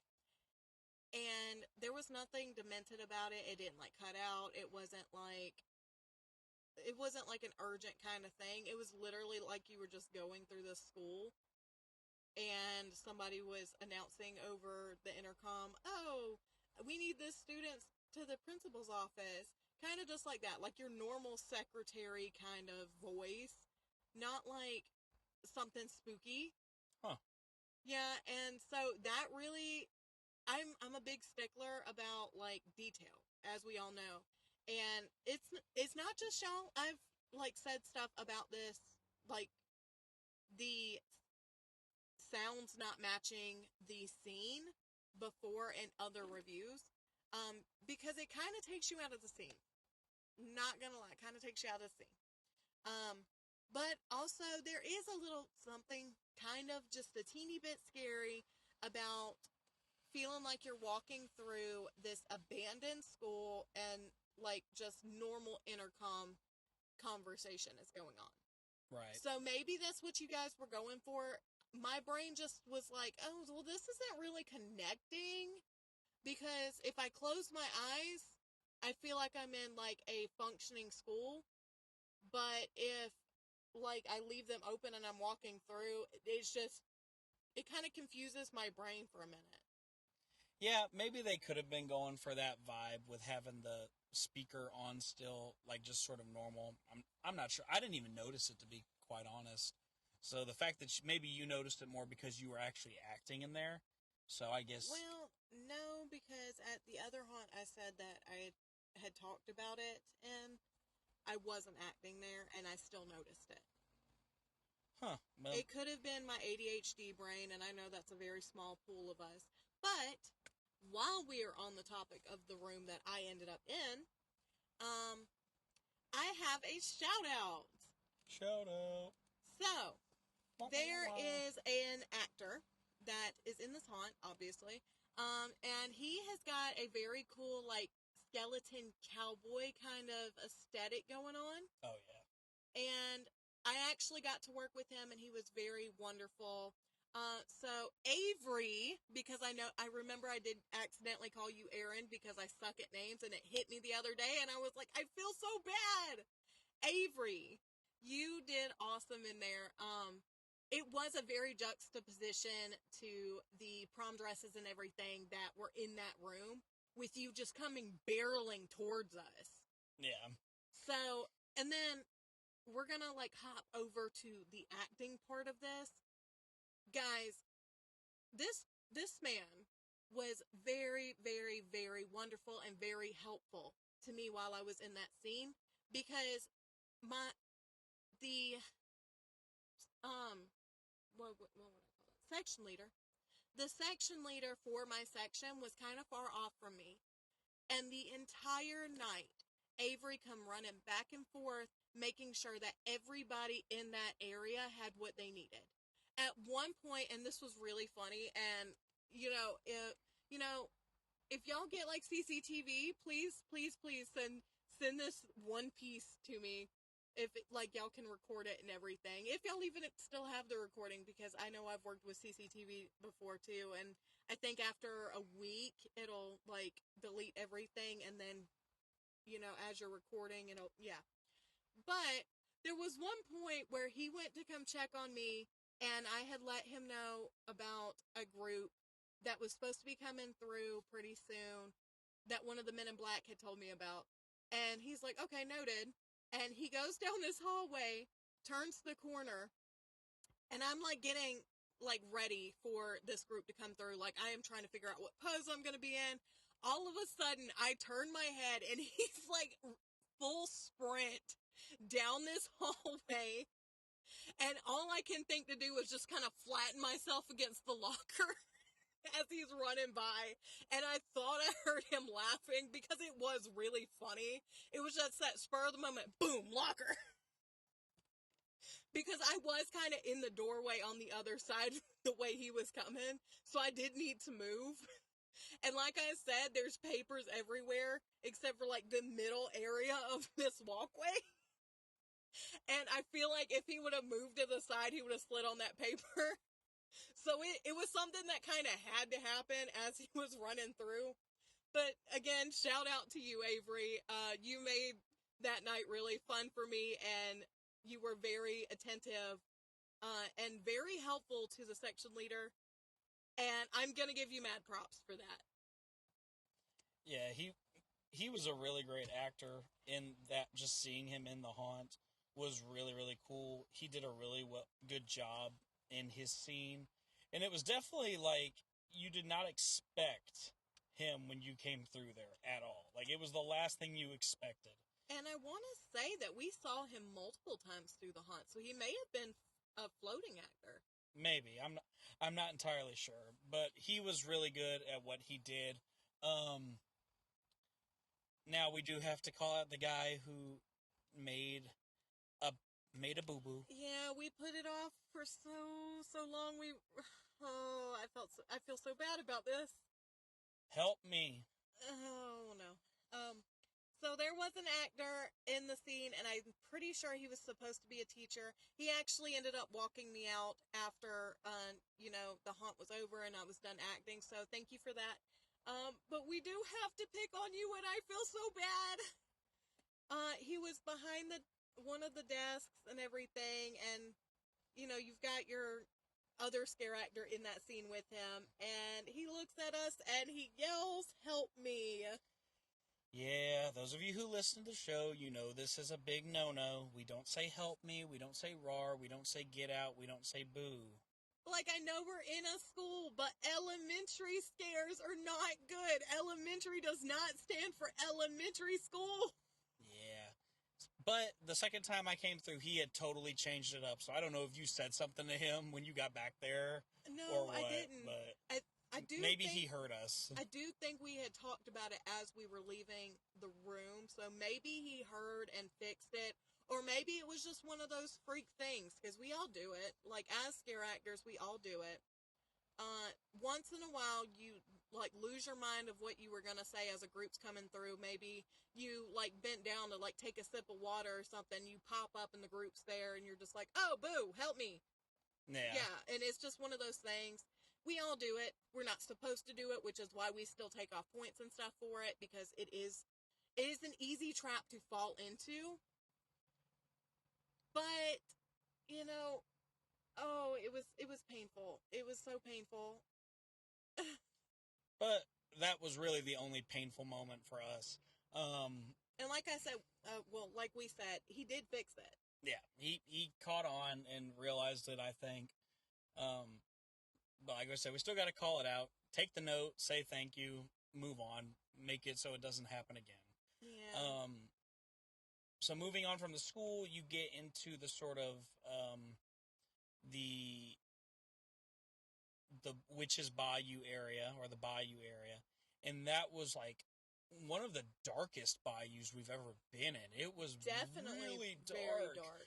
But it was a very dark night. There was no moon out there, and usually, I mean, you do have, like, some things you can do to kind of substitute in some light, but they relied very heavily on, like, ambient outside light. And it worked. Area. It worked really well in this area, especially later on. The one thing I hated, the first time we went through, because it was so fresh in the night, like, fog was not getting pumped through as nicely. There were some actors in places that they weren't there yet. But when I came through the second time, like, they had that fog pumping through there, and it was just, like, at one point it just, like, started geysering out. And I was like, yeah, put some fog in the swamp. I like it. We love fog. But there was some, I will say, for me, the bayou was the scariest because of how dark it was, and so the actors, like, were very well camouflaged and hidden. And I want to say that on the Inside the Haunt video, going through the bayou, there is a moment that I literally get just boom, boom, boom, scared at 3 different spots all at once. Like, they, like... I swear to you, no, they do. They did, or they were supposed to do a actor meeting, but for whatever reason it got called off that night. But the Bayou area was 100%. If they give out awards, they were 100% going for that award. Oh, you're talking about at the end of the night. I was about to say, no, they had their beginning one, because I've got that on film. They had that, and where they do their whole chant thing, and it's really cool, and it's a lot of fun. It makes you feel like a team. But I'm talking about, like, kind of like how City of Chaos does theirs. Yeah. Where they do the, like, the best scare of the night or whatever, or the best section of the night. If y'all guys do that, I'm gonna kind of throw my hat in the ring here and say that Bayou definitely deserves at least, you know, an honorable mention at very least. Yeah, because they did really good. They had what I like to call the ping pong scare, because it was like, boom, scare you this way, scare you this way, scare you. Like, they had me going back and forth at one point, because, like, you had one from one side, one to the next, and it just kept going back and forth. And that, anytime you can pull that off, that's always a beautiful thing. So I was really, really impressed by that. You know, I don't think there's an actual term for that, and I think we're going to use ping pong scare from now on. Well, that's what I use, because I've seen it. Some listeners, if they know where I've gotten that terminology from. He listens to a lot of HHN podcasts, so he kind of, like, steals some terminology from those. Well, that's what they call it at HHN, is the ping pong scare. This is not HHN. This is Triple T. I know, it's Triple T, but... The Terror Talk. We cover HHN, so it's fine. Okay, yeah, it's not, but okay. Anyways. Because boo holes is not an acceptable thing. Anyways. My co-host being ornery right now. Neither is Sif. Stuff and face. You used it. Anyways, I'm not arguing with you right now. Our listeners don't want to hear that. Bayou was fantastic, and then you go into the underground area, which, another fantastic place. I will say that there was an actor who caught my eye going into the underground area, and I don't know if it's just worth mentioning, and I just want to give the note just in case. I heard him pop out of his spot, and he said the exact same spiel 2 or 3 times to the same little chunk of the group. Granted, that was on my second go-around, and I don't usually use that. But this is one moment where I feel it's kind of justified in saying something about it. He said the same spiel at least 2 or 3 times, and I'm like, are you not going to change it up? Like, come on. So I don't know if he is, like, changing it up for different groups, or if he just says the exact same cut and dry spiel about going into the darkness. And then even within that area, in the underground area, there were some actors who kept bringing up, being in the dark and going into the darkness of your mind and things like, and they kind of said the same thing every time. And I get they may have been going through for a theme. Now, okay, disclaimer. I didn't go through with Jeremy the second time because obviously I was already in the haunt. So I'm just going based off of what he's talking about. So take it with a grain of salt because it may not be what I'm saying it is. But with that, they could have been going for a theme. Like how the Bayou, like, played off of each other and they really worked together. The underground may have been trying to do that same thing by saying stuff about the dark and going into the back of your mind, into the dark of your mind or whatever. Well, that's fine, but they need to, like, I'm not saying, like, the different actors are copying each other. I'm saying that come up with some different material. The same actor said the same thing again that they had said earlier in the night. So I'm like, so I've heard the same spiel now twice. So my question is, are we just delivering the same set of lines, or is it just the way I caught it? Because if it's a different scenario every time, fine. I have no dog in that fight. But if you're actually changing it up, like, say, every 3 or 4, like, say you have 4 different combinations, each, like, you rotate it out every 4. If I jump in on that 4th, I catch the 4th one every time, I'm going to get that 4th version every single time. So I don't know. Maybe it's one of those situations. I just would like to see that different storylines because you do have your repeat customers. Question. Answer. So, when they did this, did they, like, do different tones? No, not really. It was kind of the same. Still, yeah, like, very level. Okay, that's not acceptable. Yeah, because it was still one of my British actors in that area, and so I was like, different show. Give me something different. Well, in any case, maybe he did though. I don't know because it could have just been that situation. Well, because the reason I'm asking is that actually is not, like, on the lines of an elementary thing, because you can use the same phrase over and over in a scene, like, as one piece of dialogue. But the way you say it and, like the pitch of it, because I'm gonna kind of toot my own horn here. When I was working there that night, I was saying stuff about, they're right there, they're right there, they're right there, they're right there. And obviously it's not going to sound the same right now because, I don't want to disturb anybody by yelling it out like I did that night. But it's kind of that build up. You start off really quiet and then you get super loud with it and, like, frantic. Like, you start off semi-normal, just a little bit frightened, and then you go into full-blown panic mode with whatever you're saying. Well, that's not what I'm talking. I'm not talking about it like that. I'm talking about they're saying the exact same, like, they're saying, enter the darkness. They said it this time. And then later on, when I'm walking through again, they're also saying, enter the darkness.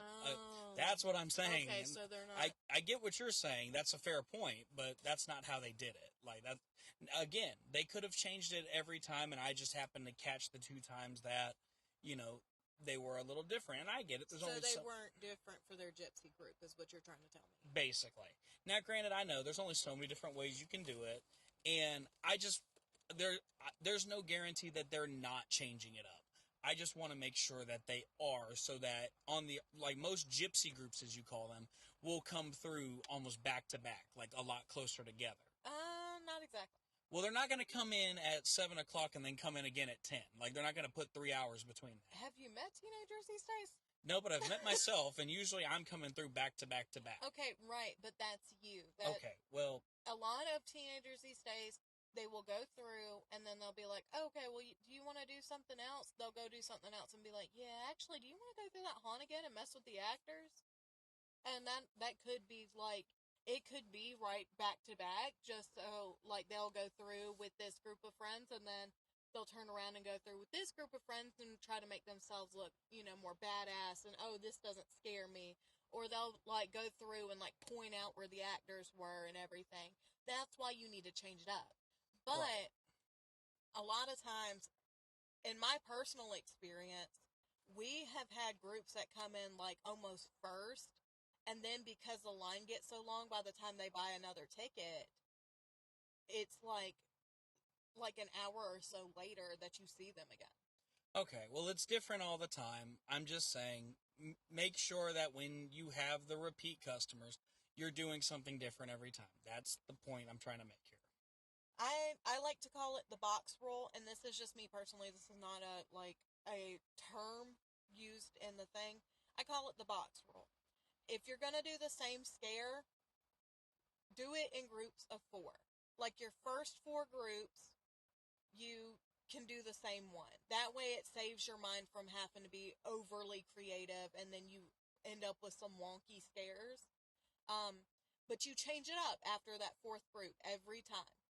And you can even revolve it. Like, okay, well, I'm going to use my elementary scares just for terms of, just easier to, so I don't have to be creative about this. But if I'm going boo for these first 4 groups, and then I go rar for the next one, and then I go get out for this one, and then I go help me for this one. And it's that group of 4, and I change it up every 4th group, I can actually start back over from the beginning at my boos. You know what I mean? Yes. And then essentially, you get more out of your creativity than you would if you tried to change it up every single time. But that's just me personally.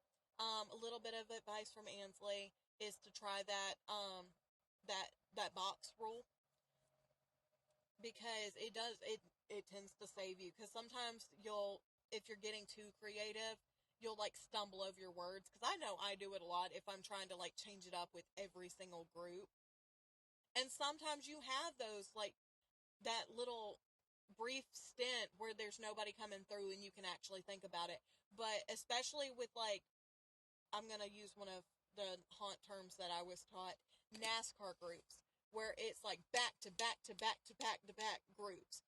And you barely have any space between them, or no space, and it's just a huge conga line of people, and you've got to figure something out on the fly, and you can't use your box rule. I find a lot of times I will, like, stumble over what I was going to do, and I've got to, like, change it up really quick, especially, like, when you get the NASCAR groups and they kind of break up just that little bit and it makes you think, oh, well, okay, we're good, I got to scare this group, and then I'll have a minute to think about what I'm going to do next. And then the next group's there before you know it, and you're like, oh, shit. Like, oh no, and that's where your elementary scares kind of try to creep their way in, because you're just immediately like, oh, help me, and like thinking about stuff like that. An example of this, because I actually did this at that haunt. You're giving a lot of examples for this. Well, because I mean, since I got to be a part of that, and I'm helping them learn, the only way I know how to teach people is from experience. So, there was one point where, like I said, I was in this room and I was having to do still scares for most of it, and I was trying to add like some variation to it, because it's a room that is set up for a specific type of scare, but I wanted to be creative with it so that, it's not just, oh, well, I gotta do this still scare, but, oh, well, I can like change it, like my position every time, because, I mean, at that point, my gypsy groups have already seen my costume, But there was one point in the night, I had stored my water in this little alcove, and to be able to take my little sips of my water, I would sit down on the ground and, like, lean back, take a sip of my water, and set it back down, and then I would, like, if I was already in that position, I would, like, be rocking on the floor or something. Well, one point, this group comes through, and I start off, like, on the floor, and I'm rocking and everything, and I get up to scare them. Well, I didn't realize that there was another group behind us, so I ended off with this group laughing hysterically and everything, and then I start, like, seeing this other group coming through out of my peripheral, and I immediately have to swap into, like, hysterically crying. And I gotta try to make it as seamless as possible. So sometimes you have to think on the fly like that, but the box rule is a very, like, simple thing you can do when, like, maybe you're not the most creative scare actor and you can think about, oh, well, this is the scene I'm in and it's really dark or whatever. Oh, I can use the darkness. Oh, well, now I don't know what else to do, but I don't want to bore the customers, so I've got to think of, like, other things I can say, and you only have, like, a handful of things that you know you can use in this room. It's a very helpful way to be able to use those specific scares. If you do the same scare for the very first 4 groups, and then you change it, and then you change it, and then you change it, each after the 4th group goes past, and I've actually seen people do, like, 5 to 6 groups to even space it out more. But it's just kind of a more simple way to be able to, keep what you want to say on deck and to keep it basically fresh for, all the groups. All right. So, moving on from the 4 scares rule in the tunnel. Tunnel? Yeah, the tunnel. It's like, where are we? Tunnel? Speaking of a tunnel, there was a really cool part in here where I don't know how he did it, but you basically, like, because you're underground, it was like you are, I guess, we're in a sewer tunnel sort of thing. And the way it echoed and felt in there, it felt like you were actually underground in a sewer tunnel. And I'm not sure how he did that or got that effect, but that was really cool. Moving out, the final area you get is the graveyard area. And we got to give, at least I've got to give a huge shout out here to our chainsaw operator in the graveyard. Yes, ma'am. Thank you. We have seen a lot of chainsaw operators this season. I think this was our first female chainsaw operator. Yeah, I think you're right. I think you're right. And that, to me, was awesome because... Well, full chainsaw, like, with the blade and everything. Yes. But, because she had the full chainsaw, she was carrying it, she was going up to people, hamming it up for them, did a wonderful job with it. And, because usually, a lot of people, a lot of haunts will, give the chainsaw to the guys, because, it's too heavy to start up, blah, blah, blah. Kind of a sexist way to look at it. It is. It's very sexist, but the way that they think is, men tend to be a lot more strong, and so they'll be able to, like, start it up really easily and quickly, and it's not going to take several tries or whatever. Yeah. Because, I mean, it was played around with at my home haunt to give a girl a chainsaw, but this girl in particular was not the strongest, and it took her, like, several times to try and rip this chainsaw. Yeah. But this girl that we're talking about, that we are giving props to, she owned it. She had bad bitch energy. Mm-hmm. And she scared everybody that came up to her. There's a little section outside of the haunt, like if you're still out in the parking lot, where they have, like, gates to their cemetery area. And you can sort of see in there, like, this ending, and so you can watch. So I stood there and actually got to watch her scare a few groups that would come through, and I'd see grown men jump, just be like, "Oh my God!" at the chainsaw. And usually that takes a lot. So it was really cool. You know what? I do have to slightly take it back because we lied on ourselves. This isn't the first female chainsaw operator we have seen, but it is one of the only ones we've seen. Well, like I said, the other one came from Scarehouse of the South. They had some female chainsaw operators out there. Did they? I believe so. Yep. But this was the first solo by herself chainsaw operator. You know, I didn't really notice that. So we're gonna split the decision and say the very first female chainsaw with a full chainsaw that was female. Because again, we have seen female chainsaw operators at a certain other hunt, but because of the space allowed, they took the part where the chain part goes around off of it. Yeah. So, awesome job to you. Props to you. Oozing bad bitch energy. We are here for it. Yes. And so then you're at the end, and all great things must end near the gift shop. And you get dropped out into the oddities, or you can go to the right, and you can get a picture for $7, which we did. We got our picture. It's up on our wall in our room. And Jeremy wore a green shirt. Yeah, so the green screen turned me into a ghost. But it's fine. It's fine. Everything's fine. So, Arx Mortis Haunted Attraction. A really great gym up in Killen, Alabama. A really great time for us, especially for Ansley, who got to go in there and work alongside of them. As we said, they are a really good group of people. You can tell it's all very family. They are a tight-knit haunt family. And they even made it a point to say that. During the orientation, Robbie, is that what we said? Yes, Robbie. His name is Robbie. Yep. Robbie said to us, once you're here, we consider you part of our family. And I love that. That is a great thing. That is a very welcoming thing. It did not ease my fear at all about acting. So maybe next time I'll get in there and do it. But this time I did not. I just filmed. You just got to use the box rule. You'll be okay. Uh-huh.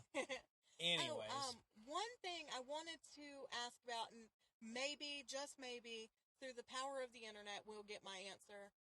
They give out tokens at the end of the night, and I actually got one. And I don't know if that is one of the things that they just do for all the actors, or if it's kind of like an award system thing, or what. But I found it really cool because I asked about it later because they just kind of handed it to me and sent me out. And I asked about it later. Those tokens, if you save up enough of them, you can actually go get something from the gift shop with them. Which is really cool to me, to be able to do that for your actors. But I really want to know, if it is a everybody kind of thing, which is amazing, or if it's one of those that is oh, well, we thought you did the best or whatever, and they just give them out to the actors they think that did the best that night kind of thing. I am not entirely sure. So if any of you know the answer, if any of you have worked there at Arx Mortis, let us know. It does say here on their website they are a volunteer acting team. We love those.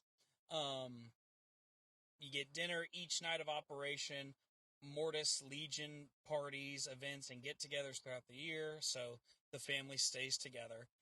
Free tickets to Arx for family and friends and other exclusive offers.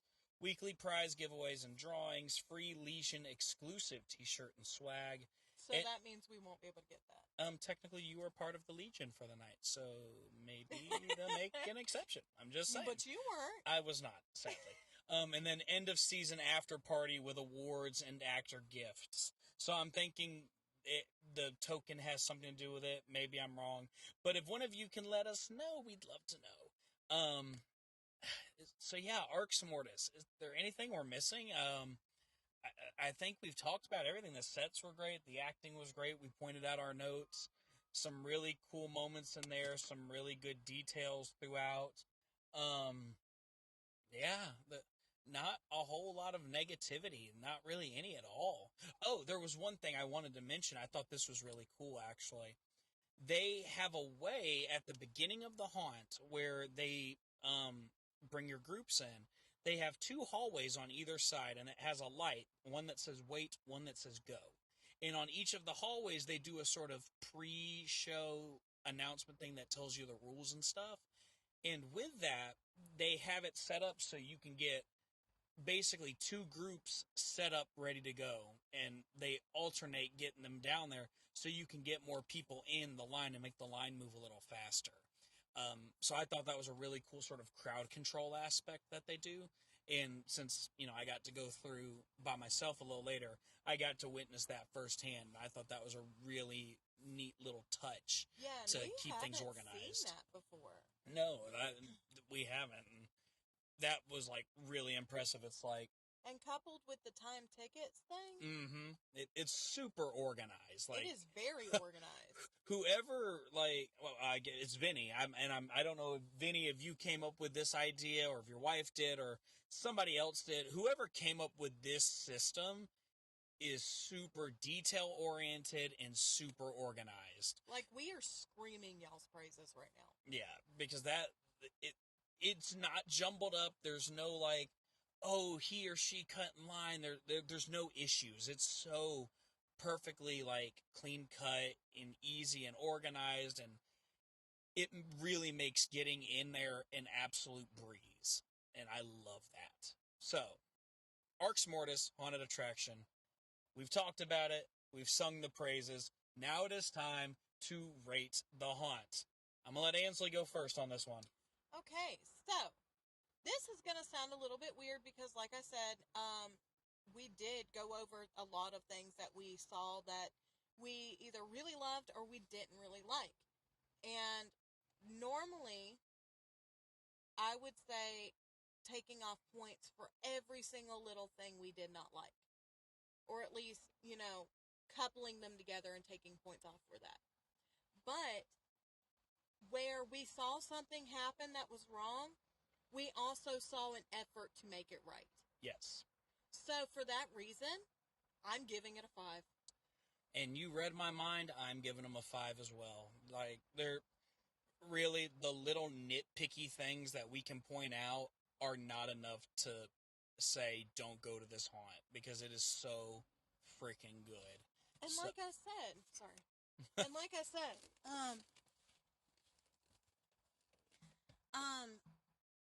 you had those bad moments where oh, well, this actor did an elementary scare, but then it was immediately followed up by an amazing scare.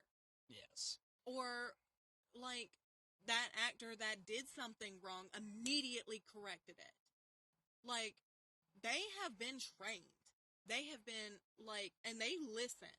Yes. To their training. You can tell. And you can tell how much love and appreciation they have for what they do.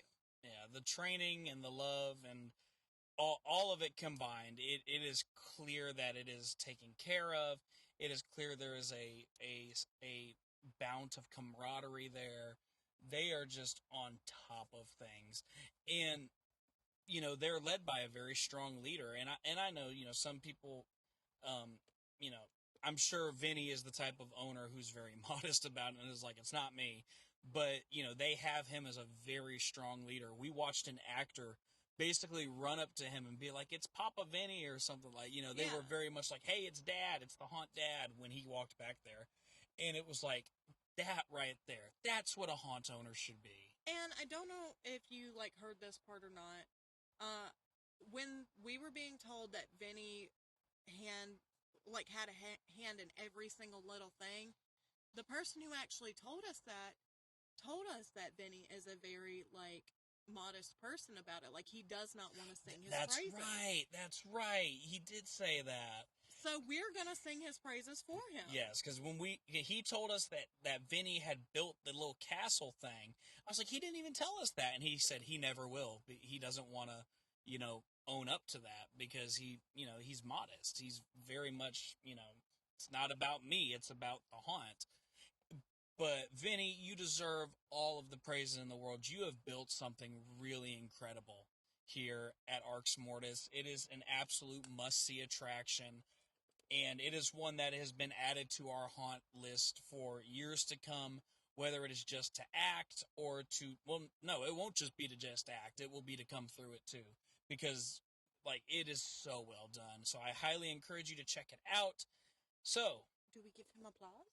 We give him applause. Yay! Yeah. So, 5 screams from Ansley, 5 screams from me. That's a grand total of, drum roll please, 5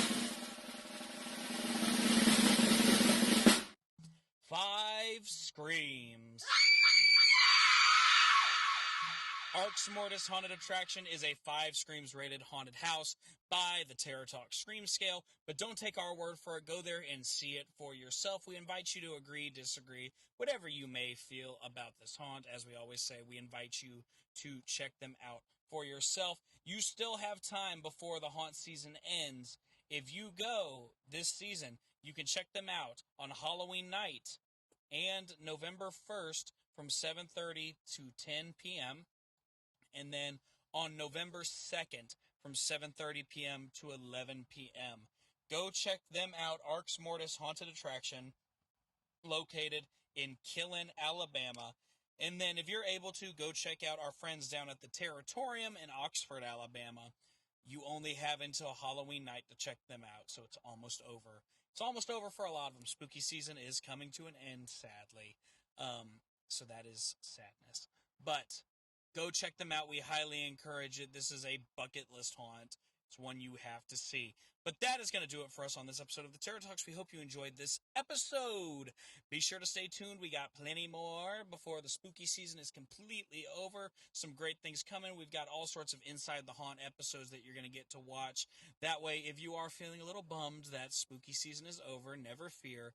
You can go back and relive some of the joys of haunt season through our eyes and go on the journey with us. So, that is going to do it for us on this episode of the Terror Talks. Until next time, my name has been Jeremy. And I'm Ansley. Don't text and drive. Be excellent to each other. Be safe out there. And we'll see you in the fog. Hey, you guys survived to the end of the show. Congratulations, you're all final girl material. But don't worry, you'll have plenty more opportunities to fall victim to our horrifying creations throughout the season. Afraid to miss out on more content? Be afraid. Be very afraid. Don't worry, we've got you covered. All you have to do is like, comment, and subscribe to our YouTube channel so you never miss an episode. You can also subscribe to our Libsyn, Spotify, iHeartRadio, Apple Podcasts, and anywhere else podcasts can be found. Want to keep up with us regularly? Follow us on Facebook, Instagram, X, and TikTok for all of our social media fun. Don't fall asleep. Go check out our website for our written reviews at theterrortalks.wixsite.com. What are you going to do with those pies, boys? Want to help us keep the lights from flickering? You can give us a one-time donation of $3 to support the show by visiting glow.fm/theterrortalks. Simply go to that link, and your one-time donation will go back into keeping the show running from Michael, Freddie, and Jason for another day. You can also subscribe to our Patreon by going to www.patreon.com/theterrortalks. Once there, you can subscribe to one of our 2 tiers, our lowest tier of $1 a month and our highest tier of $5 a month. That's less than 1 cup of coffee, and it all goes right back into our show. Anything else we're forgetting? I tell you, Michael Myers is here in this Oh yeah, town. please give us a 5-star written review on Apple Podcasts and let us know that you saw the show. And if there's something you liked or even didn't like, you can also contact us directly at theterrortalks@gmail.com. Well, that does it for this spooky showing. Be safe out there and beware of ghouls, goblins, and monsters. But until next time, happy haunting.